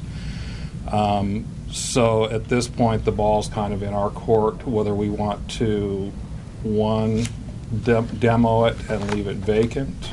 Do we want to purchase something new, or do we want to try and move something from Worthington? The possibility of moving some things from Worthington we have preliminarily looked at. I've also spoke with an architect on that, and there's some pitfalls with DSA. Some of those are the portable that's currently out at Worthington. Do they meet the current codes? Each one of the units has an identification tag that's registered with DSA. Did all the review process and the proper paperwork get filed when they were put at Worthington? Do we have that trail? Therefore, that would make it a little longer process to move it to Alice Burney. We're looking at, if we purchase a new one, an over-the-counter approval with DSA. In other words, we can go in there, the structures are pre-approved with the new codes, and they can walk up, give up a new number, and it's just, like I said, over-the-counter and stamped, and we're moving forward. So again, it's time frame, when you guys want to put it in, if we do need the facility, and how you want us to proceed. We did contact with George Kurowitz to move. We do have some numbers with that. I don't have the paperwork. It didn't get faxed to me. But I also have a couple other contractors that I can contact if you'd like me to pursue that, of actually moving the facility. So we had previous discussions about the possibility of putting a double wide instead of a single wide. That's and this is currently one of our classrooms. It's actually a resource room is what's being used for currently. It houses the school psych and the speech teacher and the resource program, and kind of kids come and go out of there. I was specifically thinking about our being impacted with our kindergarten classrooms. If we put a double there to create more space, then we could move other programs into that space because it's not close, freeing up another space for a kindergarten classroom. Yes, programs and classrooms can move around on the site to kind of fit their site needs. So that kind of needs to figure into our decision as to whether or not we feel that an extra classroom is necessary. One of the things I've heard, and maybe that would be a question for Georgianne, was the isolation of that relocatable over there as opposed to the main campus. You know, again, we looked at other sites when we had an architect over there, and because of our constraints with power and actually just square footage for fire and safety, unfortunately, that's the only option for placement. But I did hear that as a concern, that it was a little bit of an isolation area over there. I think that's what I was leading to, is that if we actually put a double wide there, but nothing really can be moved that far out that would free up space that's closer to the kindergarten grouping, then, you know, maybe but I guess Georgianne would. I don't know the layout of where each class is at Alice Burney. I do. So do I. Do we need There is a special day class that is kind of into the center there that would probably be the first kind of choice for what might move out there. Then it would be more of a right next to those assisting kinds of programs. So it might become more of that learning center environment if it were a double wide. So are we figuring this into our decision making? I'm a little concerned that we don't have a vision of where we want to end up at Alice Burney, and to put, I don't know, $100,000 as a number to start with out there when we really don't have a plan on how we want to structure the schools. What do we actually need?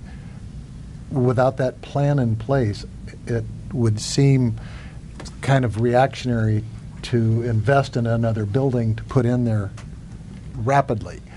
And then maybe I need clarification that the building as it is, if it wasn't replaced and we couldn't use it, is going to severely impact our next school year. Mm-hmm. That it's not something that can, maybe I'm wrong, is that, had we already decided that the building, we need that space, even if it's just what it is now, a single?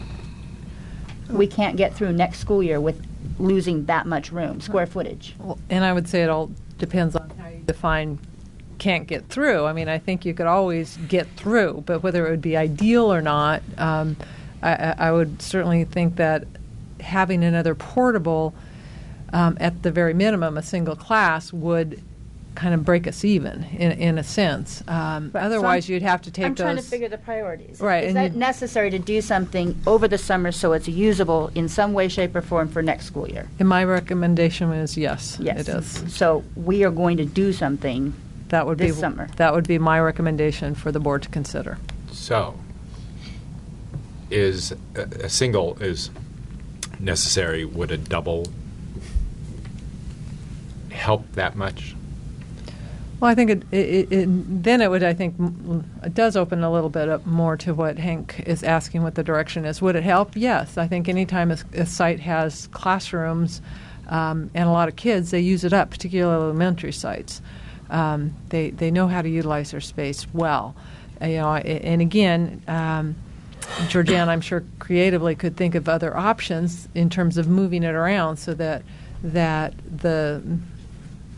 maybe some of those auxiliary programs that are currently in some of the portables could potentially move in there, which would then open those two classrooms that currently have the reading intervention program, the Winslow after school program, the ACES after school program, which are then in line with that, more in line with the sixth grade or the upper grade wing, so that would help reduce isolation. There's ways to be creative about it. It's hard to know in terms of, to respond to what Hank is saying, are we being reactionary?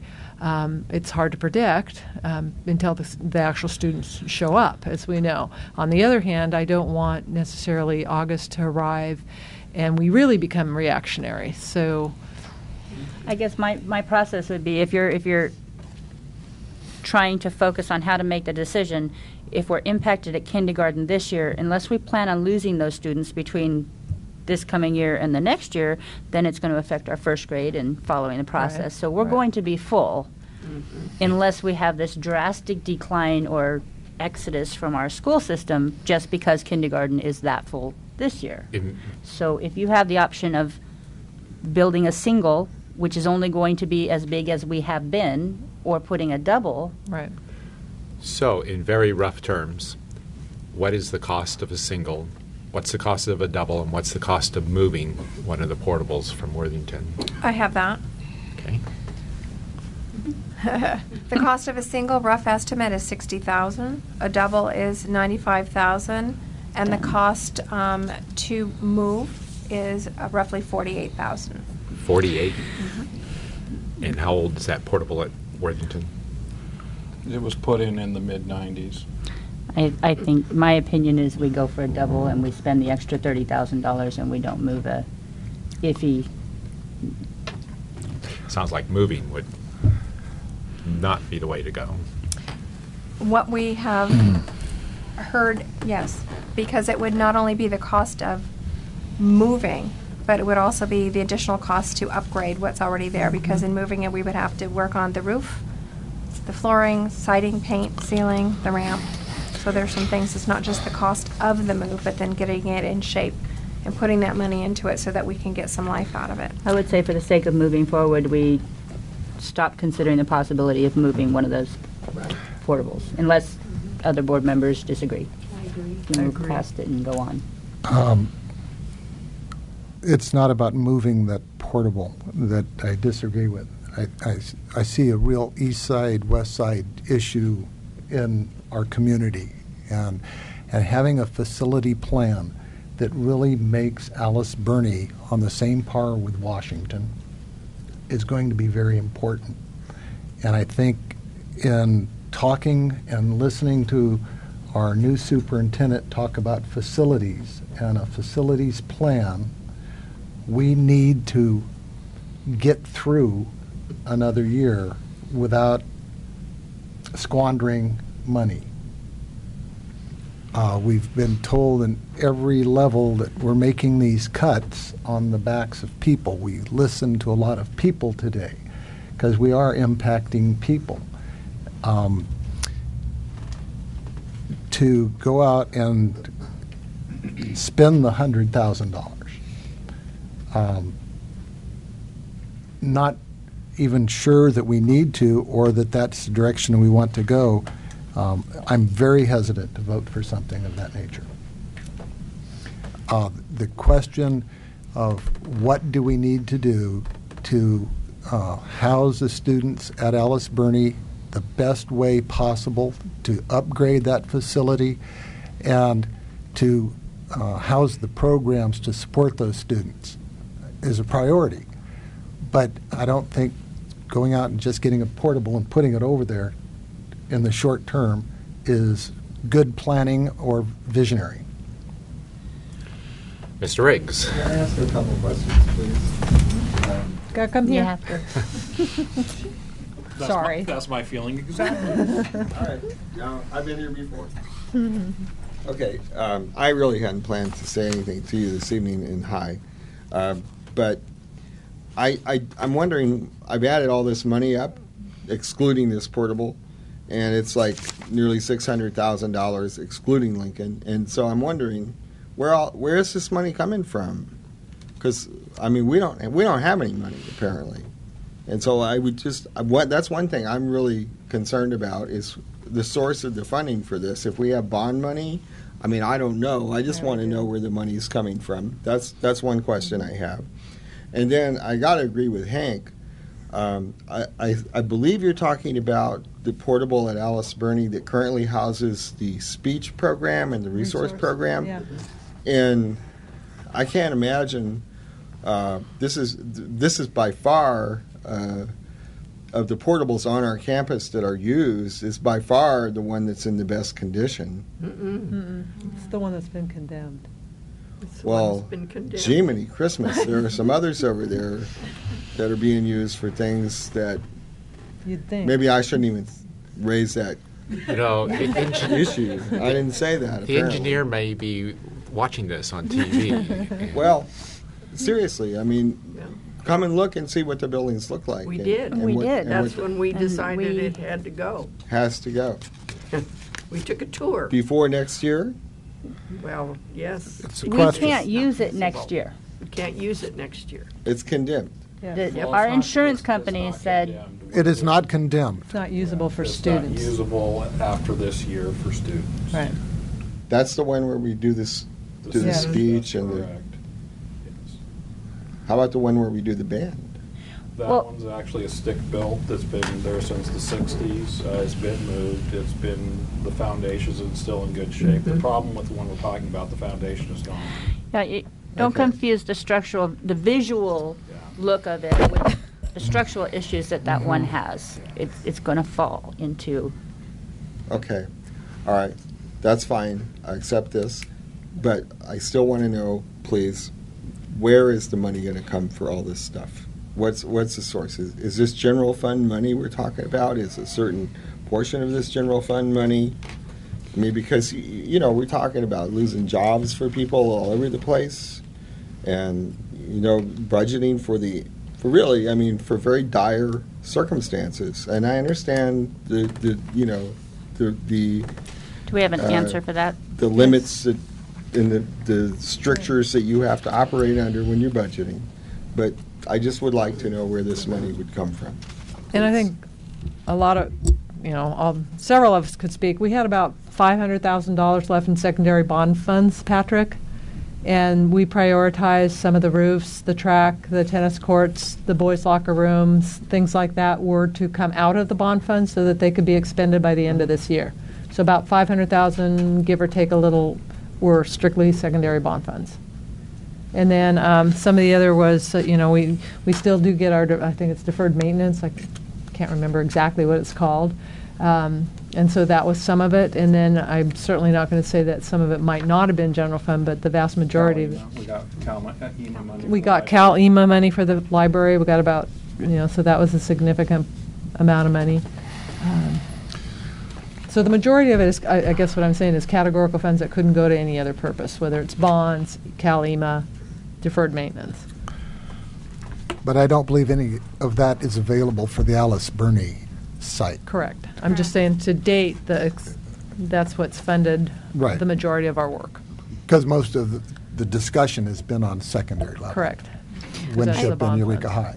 I think also I have to agree with what Hank's saying in the big picture, that I know that if we don't have that building next year, I mean, I don't know how they're going to figure out how they're going to work it out at Alice Burney, but I do think that continuing to just react and fix something with this year and then it's not a long-term plan. I think we really need to have a really good long-term facilities plan on what we're going to do at all these sites to make them all comparable so that one isn't falling down and one isn't the Taj Mahal. I mean, they need to be comparable and they all need to be equally.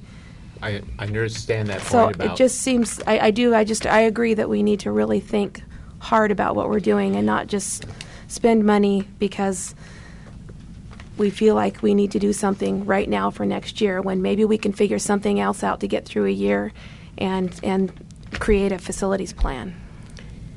I understand the point about having a plan and not just spending money for the sake of spending money, but we have our 4 elementary schools are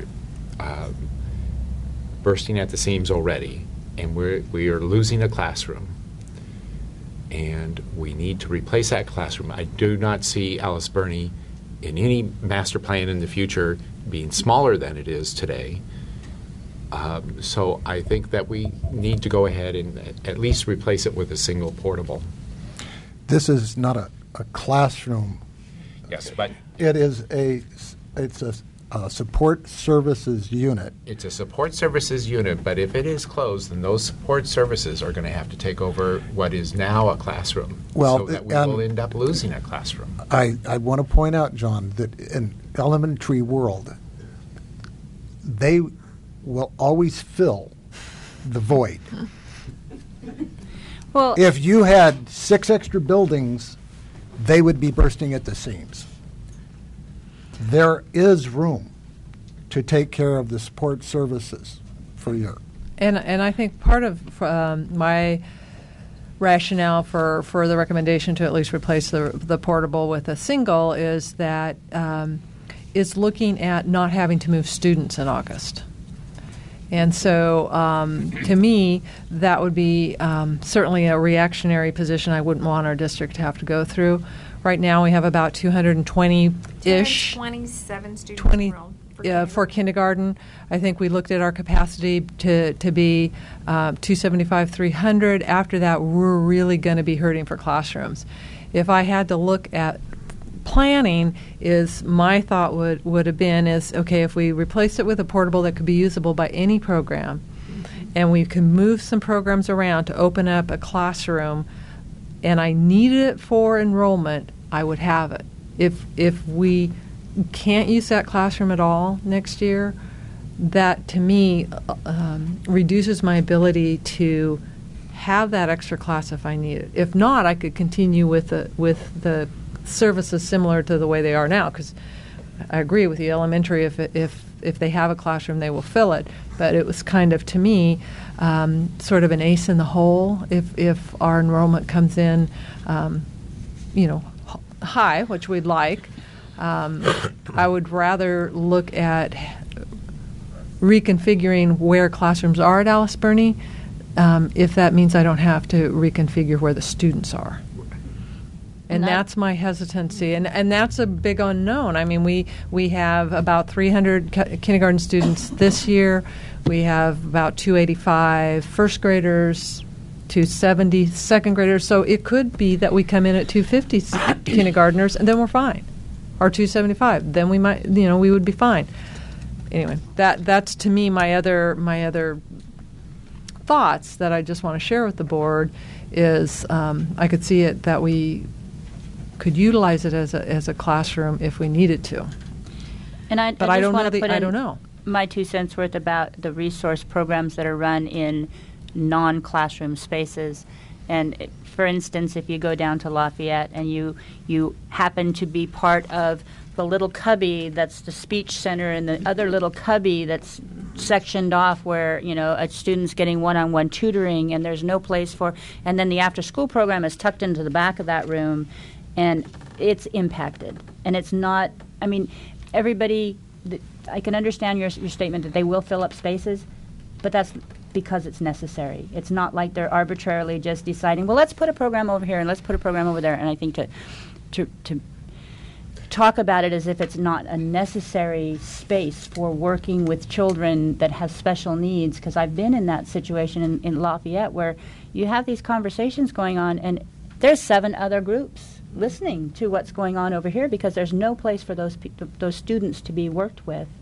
And so I'm just suggesting that maybe we take a trip out to that particular space and see,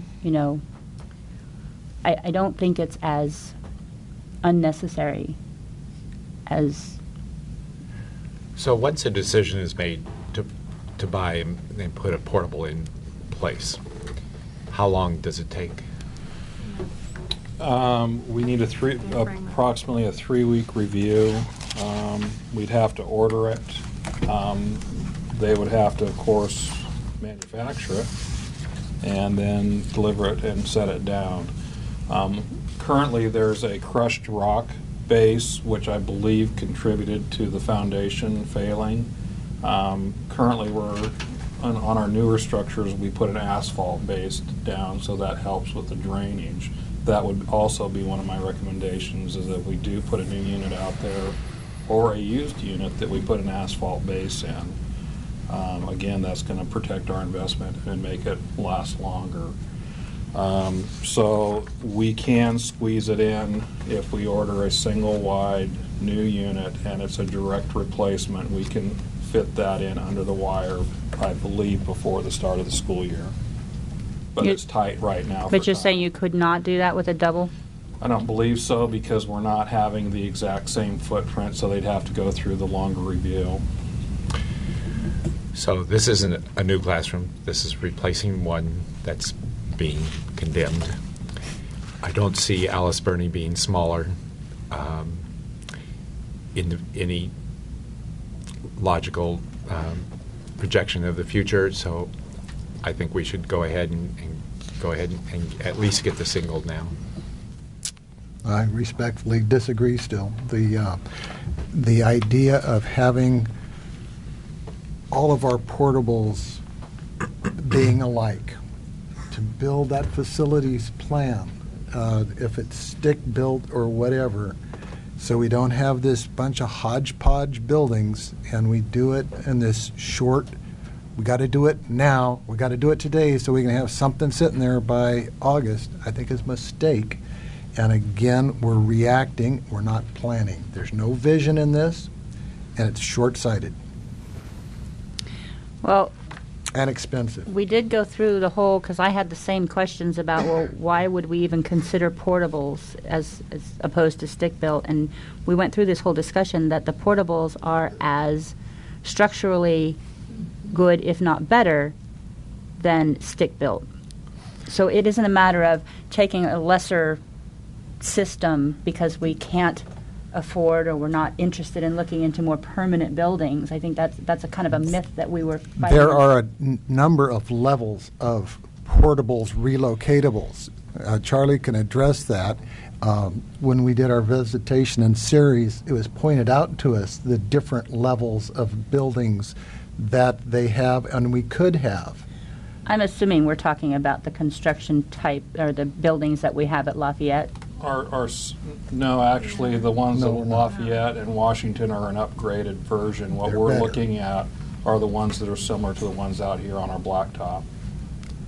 And how much do the better ones cost? I'd have to ask. I don't have that number off the top of my head, but those are on a permanent perimeter foundation. They are more in line with a stick-built building. I thought that's what we were talking about. No, we're not. I thought We're talking the cheap more. Right, we're version. talking the 75% more. I believe so. I remember I was So instead of 60, it would be over 100. I was Yes. thinking that Stuff on the west at side the of it. time, yes. It was, I believe, 172,000 for one of those like we have at Lafayette. And that was a couple of years ago. Lafayette and Washington. boo. And I don't see where that money's coming from. No. And that changes the whole discussion. That's why we didn't go with that option. It was just, it wasn't fiscally possible to do that. I think if you're asking, and is Georgianne still here? No? No. I think if you're asking, and I wish that she were, because I'd like her to hear that. I think if you're asking, can we make it through the year without putting that relocatable there, the answer is yes. Is it ideal? The answer is no. Agreed. At Grant, those programs are in the back of our library. The speech room is like that. The resource room is like that, and a lot of those programs are push-in programs. The psych and the speech teacher share their office. I think that it's one thing, especially if you know it's temporary, and it's another thing if you think it's permanent. Well, I said Washington did the same. They wanted to move more towards a push-in resource class as well, and they wanted to access the room that the resource class had been in. So they built they took a corner out of their library, and that's where their resource program is, and did a really nice job making an office. I mean, there are options. They're not necessarily ideal. I We could argue did either do way. that office in-house in the library. Yeah, we did. It was all done in-house, and it's a beautiful job. I hate to be wishy-washy, but now I'm going to have to agree with Hank that if you're talking, and you don't, is this on tape? No, it isn't. Wendy, you just have more information in which to consider your decision. I think that. I appreciate that. I think the bigger picture and the vision down the road and getting the quality of Bernie up to where we want it is a huge piece for me. I really think that we need to get the whole district on an even keel. And I think that we come from, we went to that site visit and saw what other kinds of options are out there, and really have some hope that we can maybe see some of that happen here. And, maybe that's optimistic, but for me, I'm not thinking also I know how difficult because I've been there too, and I know how they're in these little crammed quarters, and I know how difficult it's going to be if they have a year of not having that building and having to continue to do those services. But I think that the stress would have to be that this is temporary. This is not the way it's. This is temporary, so that we can make a good plan and move forward with something that's going to really be a good fix and not a temporary fix in an old building. Dave, as a guy who up goes to the podium around and has, 48 kids in the Grant place and stuff, and I was just seeing this exact portable that you're talking about, and there are in terms of stations, 1, 2, 3, 4 stations there full of kids hearing, overhearing, doing all that stuff. So, and I understand what Hank's saying, and I get it. I was there. I believe it. It's a good thing. But you're out in the middle of the ocean swimming. Your raft's got a hole in it. You got to patch the raft. So before you make this decision, it just seems like you should just spend one afternoon or some time and just really, really have a place. Okay, this is where they're going to be next year. Just really say, this is where they're going to be next year. We got it. It'll be hard. You can do it. If you can do that, then you should do the long-term thing. But I don't think you're going to find that space at Alice Bernie. There is not that space. I know because I'm in all 4 different classrooms there because there's no place for anyone. And so I think what you should do before you make a decision is actually pin it down. Say where are they going to be? Just say where's it going to be. Just go to Terry, go to all the people that are there. Go to Mary, go to this, and say, Mary, where will you be? Or go to Georgianne. Here's our projection. It'll be great in the long run. Where will you be next year? And if you can find them, awesome. I just think you're going to have a hard time finding them. Really, that's tough. And not only that, I don't think there's any magic answer where we're going to all of a sudden come up with money for $172,000 portables. Anyway, do I hear a motion? No. No. It's discussion. It's discussion action. I know. So we need to do something, people. Can I make a motion that we put this on the next agenda and we do some study and see do what David was saying? Talk to the principal at that site. Say, where would you put these for next year, and get some more information, and then make a decision at the next meeting? Well, you don't need a motion for that. Okay. Actually, what the discussion action item is to receive the facilities update. And the facilities update is just information to the board. So we can actually vote on receiving this document, and it doesn't say anything about whether we're putting, we've made the decision to put in, am I correct? You're correct. I'm not wrong, right? You don't have to vote. Right. You don't have to vote just to receive it. Board is asked to receive. And it does have on the Well, this does say that demo's scheduled for June 1st to site prep and lay asphalt base. So this is talking about starting something.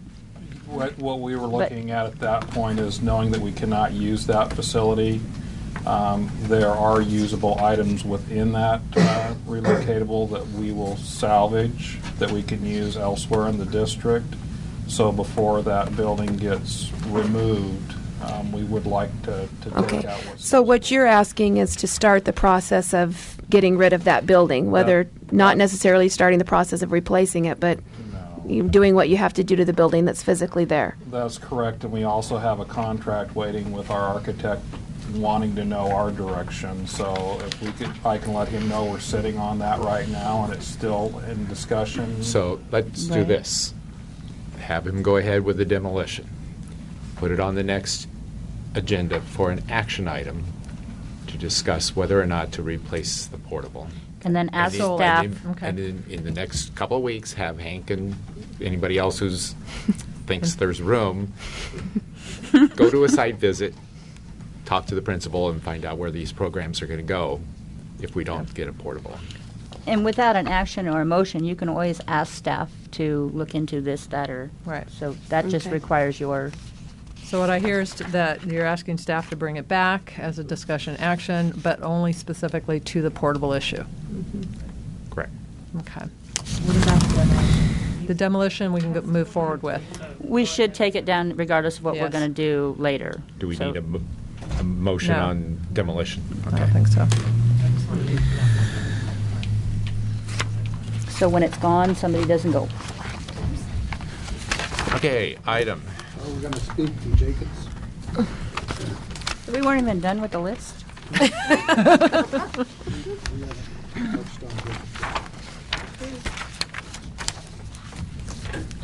Go ahead. I'm kind of interested in, if the board is more interested in a sale or a long-term lease and preserving the property within the district's boundaries. If we're asking to get some funding to demolish, there are organizations that are out there that are interested in the facilities. Let's see, one of them is Team Challenge, where they do construction. I don't know if they're interested, but that type of nonprofit would be potential for that area to rehab those buildings, to use them if they had a long-term lease.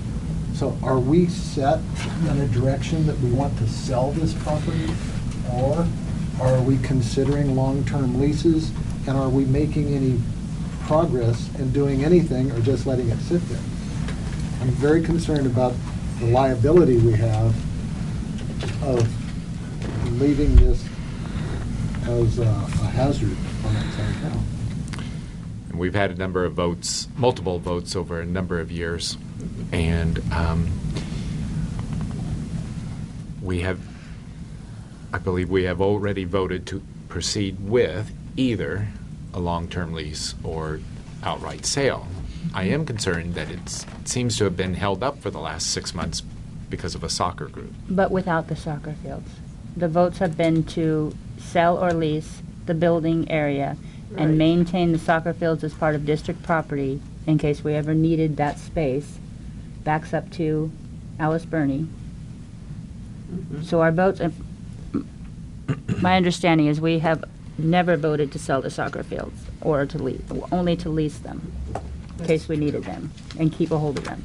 The other thing about the buildings was that they're, from everything that we have been presented with, they're not usable, they're not rehabable, they're not salvageable, and that when we got estimates on the property, it would cost us more to sell it with the buildings. I mean, we would actually, they were worth, what, $200,000 if the buildings were intact, $800,000 if we demolished the buildings. Something like that. So the sale price of it, because of the cost of demolishing the buildings, was so low that it wouldn't be worth selling the property. So.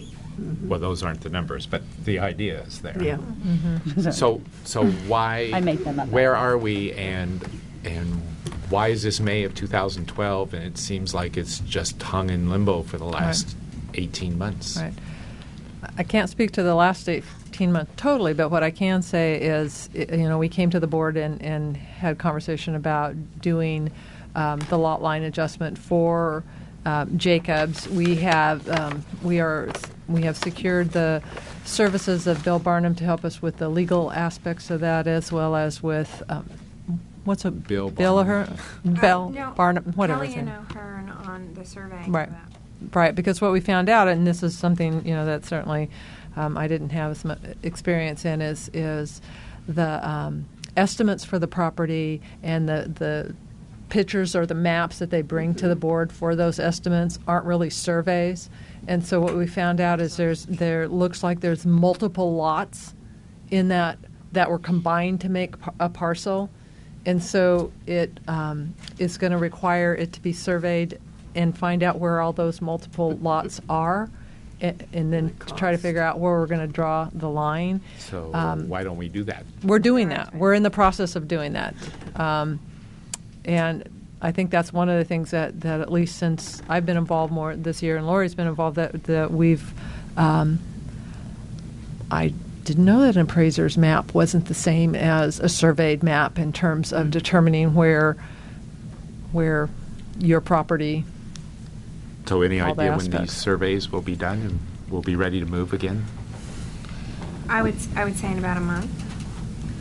And then what we would really need to know then is where's the board looking at wanting to draw those lines. And at the point when we were in the cafeteria at the high school in the fall, we looked at a variety of different options. And so even if we then have the survey maps and we know where our title is clear and what that looks like, again, it's also looking at where are we looking at drawing or moving that law line adjustment and what easement would we like.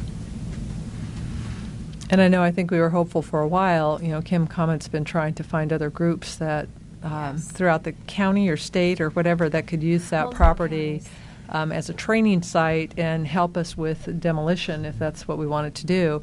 She's still trying to do that. She's run into some bumps as a whole of being able to do that. So now she's trying to see, are there certain buildings that maybe are less hazardous or have less of the lead-based asbestos and those kinds of things that maybe they would be willing to demo just those buildings, or if it's the whole, the property as a whole. I just talked to her this week. So things take, I have found out, with property a lot longer than what we would hope. But we were still hopefully optimistic that we can at least find other groups to, if we really do want to demo the buildings and remove the hazardous waste, that we're not the only ones trying to bear the burden of that cost, because that was very expensive. Is there an assessment of the condition of the gymnasium? And I guess I should ask Charlie. It's deteriorating. Actually, with our winter this month, it exposed some weaknesses in the siding. We did have some leaks that actually damaged the small gym flooring. Of course, we'd need upgrades for ADA with restroom, locker room facilities. And the termite issue is one that we're very concerned about. yeah, so that we'd have to do some exploratory, but this winter was actually pretty severe to that facility. And right now we're holding tight as far as weather in the main gym. But again, the weaknesses in the age of the building are starting to show. And that basketball floor was shot a year ago, or longer even. It's pretty bad. Small gym. Yeah, basketball gym. No, I'm talking the small gym. Actually, we had a leak in there that actually damaged the smaller floor. I didn't realize there were two gyms. John, the board has not actually voted to sell or surplus. They did on January 8, 2011. The board agreed in concept to sell the facility property and lease the fields and accompanying parking lot on a long-term basis. So the board hasn't gotten to the point. And that was before you came on board, so it was a different board. It was before you came. So the board has surplused it, but they haven't gotten to that point because there was always that lot line adjustment confusion of where was the board going to sell it. And that's where it kind of went right after that, was to the lot line adjustment and where the board wanted that, and it kind of got stalled right there. Well, let's put this on the July agenda. July? June? Well, we're going to have a new Oh, okay. You want to wait till you start want July 1. Okay, and that's fine. I just wanted to make sure I heard you correctly. I would agree. Okay. So in the meantime, as far as looking at that lot line adjustment, do you want us to act on anything with the lot line adjustment at this point? We've got to get the surveys done anyway. So go ahead and move correct? forward with the survey. Right, that's what I would recommend. We still need that Yes. information regardless. Okay, because then we could bring it to the board and you'd have a clear idea of where our legal title is and how many lots are all fit into that acreage. Do you want any, like 3 options for where that lot line might look like? Sure. I'm trying to get closer to giving you something that you really can make some decisions on, even though it's not A, it's not B, but it's in between. Some way, shape, and form. Great. We'll bring that back then in July, or maybe August, anyway.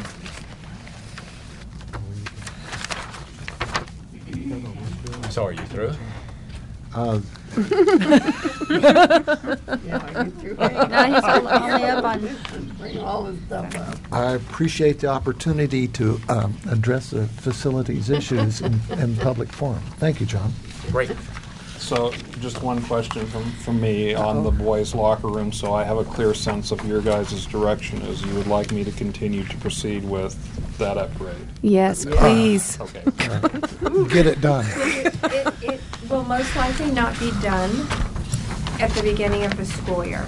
So just so you're aware of that when we get started, there might be a month or two, much like when the girls' locker room was worked on, that it has a little bit What of... did you do? We used one of the portables. Pardon me? We used one of the portables Oh, well, for the as first long 2 as months you of got school. money. With all those extra 100 students. They don't shower. They don't shower. Anyway. They don't shower anyway. And they had supervision. It was done appropriately. L24. Hike. That would be Rich. New L24 high is- school course, Exploring Computer Science. And I believe that Mr. Jordan will present on behalf of the department. The course was brought to the curriculum committee and it was approved by the curriculum committee. Rick? Thank you. Ruth was going to present, but she was getting pretty late and she has to be back at school at 7:15, and so I did just send her home. This is a course that Ruth and I began discussing about 1.5 years ago. One of the issues that we were dealing with was the lack of a comprehensive computer or technology-based course. We had a web design class and a programming class, but we didn't have one that really explored the various options. Ruth came across this program at a conference that she had attended, and LA Unified had put together this program. It is a year-long course divided up into 6 units, as you saw on the board packet. It really is comprehensive and will serve as a feeder program to the various upper-level technology courses that we have, the robotics program or the computer-aided design program, a number of areas. This course will fulfill a need that we've been wanting to fill for quite some time, because we have kids that have an interest in technology but didn't quite know what area, and they're having to take too targeted of a class. And again, this one fills that niche for this group of kids. It will satisfy the G area in A through G requirements to the UC system and the CSU system. It will, as a pathway requirement, it will replace keyboarding. Keyboarding will still exist as a class, but the expectation will be that kids that want to pursue a pathway in technology will take this as their introductory course and then move into the video program or one of the other ones that I mentioned. Again, it's I'm just trying to read through Ruth's notes here. It is an area that we had taken some time looking at where we were failing to draw students into these advanced technology classes. And in our research and looking at especially LA Unified, the kids that had completed this course and what they were moving on to, this seemed to fit that need. So that's the short version. Ruth would have been far more articulate, but she was getting tired and feeling late. So questions about the course, as Rich said, it has been through the department chairs at Eureka High School, then through a curriculum council, approved at both levels, and we're coming to the board for final approval. And the textbook looks to be very user-friendly and also looks to be very, very complete in a lot of areas. I was very impressed with the text. And that's made available to us online. Yes, and we online can, too. Great. And bring it back on consent. Bring it back on consent. Thank you. L25, Board Policy and Admin Rate 5111, Admission. Okay, I'm going to be taking the lead on that one. There's L25, L26, and L27. They all kind of go together. So even though they're separate board policies or administrative regulations, they all really are related to student admission and enrollment. So what I did is I went through the current board policies that we have and compared it to the proposed board policies that are suggested, of course, with CSBA's updates, which we're so thankful that they do. And what I did with the policies is I really looked at the language they recommend and then, of course, the optional sections. And with the board policy 5111A under admission, on page 84, it says there is an optional paragraph to be revised to reflect district practice that talks about established timelines in terms of certain types of enrollment. That's already currently in our board policy, so I would recommend that we continue having timelines in there. And for example, if we are going to have students move because of program improvement, there's a timeline that has to be followed to make those kinds of admission changes. So I would support that optional language. I would recommend deleting the optional paragraph requiring that follows requiring admittance into 9th grade. It says that students who have that we would only admit students who have graduated or otherwise are recommended in writing by their 8th grade principal as capable of profiting from high school instruction. Our current board policy allows some flexibility with students that don't graduate from 8th grade. Sometimes we've taken them through CAP to look at what is the best alternative placement. Many, many years ago, for us that have been around for a long time, we used to have CAR, the Committee for Academic Review. So we've already got pretty well-established procedures on how to address students that don't graduate from 8th grade, and now requiring it to be recommended by their 8th grade principal seems to not be necessary given that we have the practices set in place. So I would recommend deleting that optional paragraph. This one at the bottom. Yeah. Okay. And then on page 87, this really talks about the changes in admittance to kindergarten. And, we've had a lot of conversation about this following year are going to be the first year that our November babies are considered transitional kindergartners. On the first page, at the bottom of page 87, there's an optional paragraph that talks about a case-by-case where a student can be admitted early after they reach the age of 5. This is almost the exact same that we've already currently got.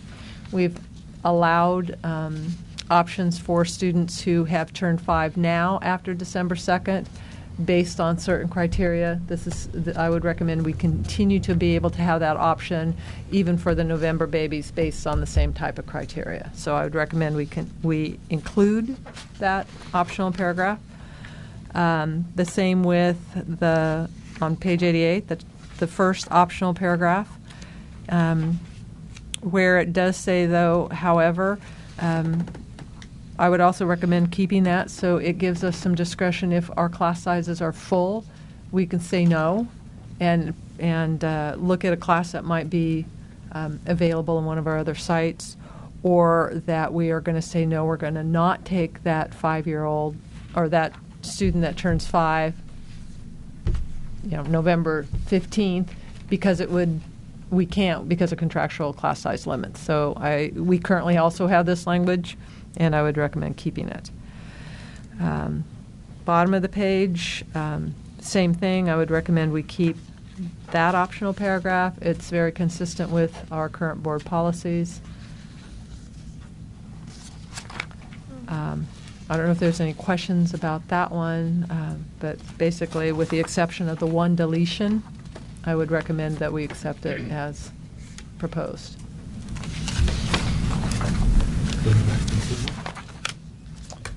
I'm good. Okay. Looks like consent.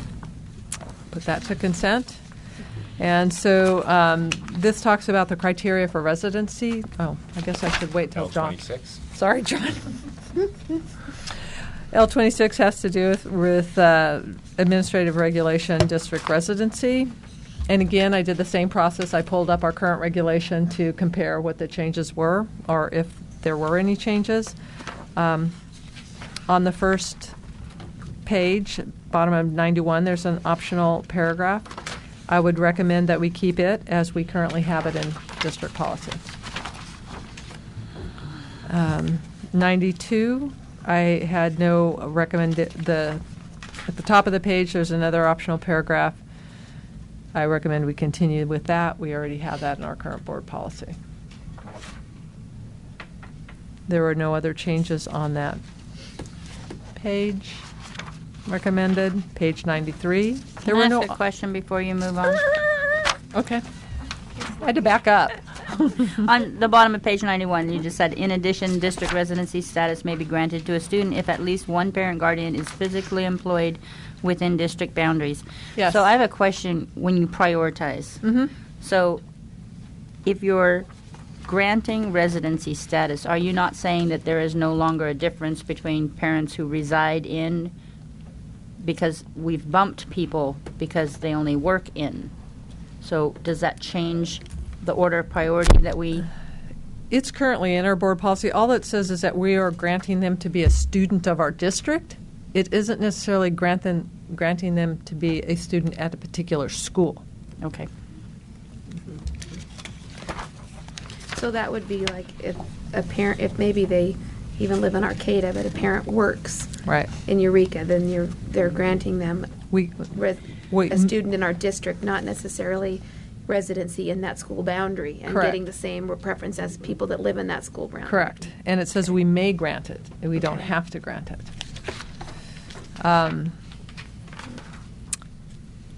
Because I had to think about that one too, Wendy, for a little while, and I went, no. It's just saying that we may grant you residency in our district, but we don't have to put you at a particular school if it's impacted because of enrollment.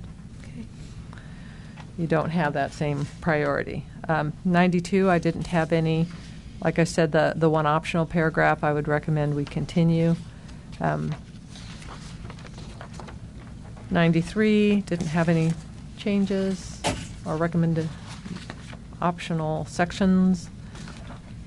On 94, there's a failure to verify residency. I would recommend that we add this. We have some language in our current board policy. It's not quite as clear. It still says that the superintendent or designee may make reasonable efforts to verify residency, so it's not that we have to. But I have had a particular instance where, of course, usually it was related with special ed, because that's what I dealt with for years, where parents were claiming to be in our district to get a kid into one of our special ed programs when they actually were not. And there was one time that we did require verification, and I'd at least like us to continue to have that option. We don't exercise it very often, but it's nice to have it in there when you need it.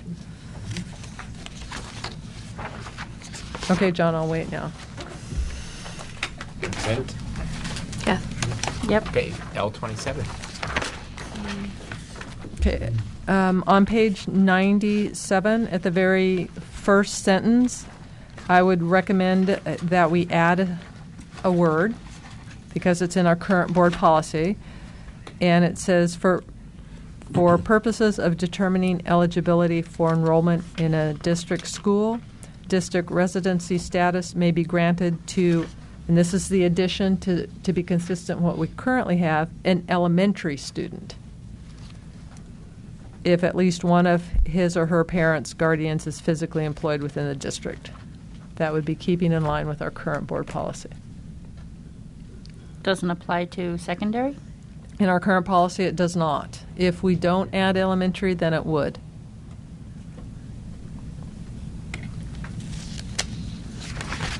Okay.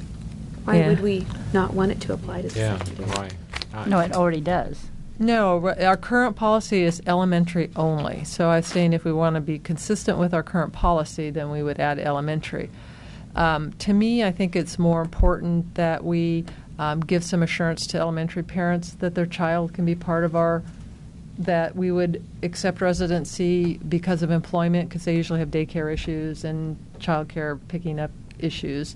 Doesn't mean that secondary students can't go to our programs or high school or middle school. It just means that we aren't necessarily going to grant them residency, and they would have to apply for an interdistrict.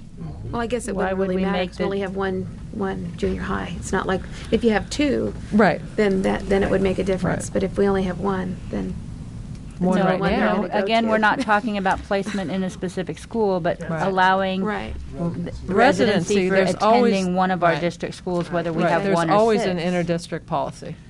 So why would we need an interdistrict transfer from a student to go to our high school if his parents work in our district, but we're not requiring it as long as it's an elementary student? Right. And the philosophy has been is because by the time they get to high school, the daycare issues on parents aren't so urgent. And, so that there may be some more urgency for that parent to be assured that their child more than likely could attend an elementary I'm just school. seeing age discrimination here. I just don't see why it's an issue Yeah. to not put both in there. Right. Well, all we'd have to do is not add elementary, and then it's K-12. I would prefer that. I would Okay. think Yeah. that would be. Yeah. Mm-hmm. No. You We probably went to will a never run up transfers. against a parent needing this issue for a secondary, but just in case you do. Well, as long as you grant it for me now that Sarah's in high school, I won't have to get an interdistrict on her anymore. Yes. Oh, sorry. There you go. That's true. You work within district boundaries. Yeah, don't you? more than 20. Yeah. Can you Anyway. prove that? On page 98, and again, this is about midway down. The sentence starts with the superintendent or designee shall annually. Our current board policy says may instead of shall, and I would recommend that we have some permissiveness in there, that we don't have to always ask the parent to provide proof of employment in order to continue them to be eligible. Change the shall to may. Correct. And so, yeah. Isn't it also covered under the one where you can look into Yes. situations where you Yeah. think that you've been misled? Right. I would just want to have the flexibility not to have to ask every parent annually, please verify your employment. And that's it for me.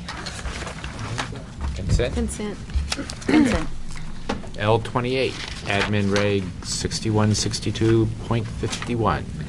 L28, I'll present this one. This is for the Standardized Testing and Reporting Program, STAR. The new policy essentially brings up to date several regulations that have been updated, which we are already following anyway. And there is only one optional paragraph for us to consider.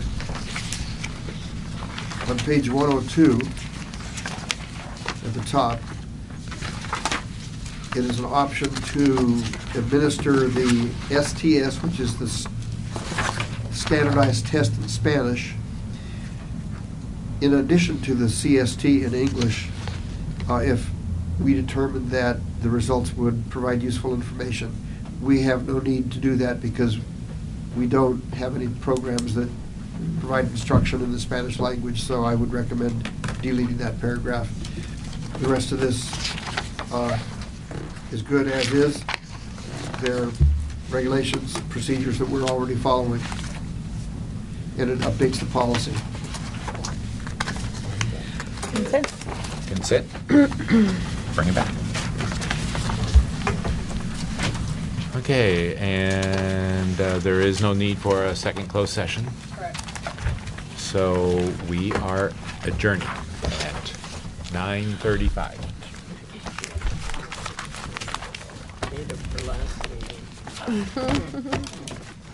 Right? No way. Made up for the last meeting. Seriously? They never get back to it. No, they still have it.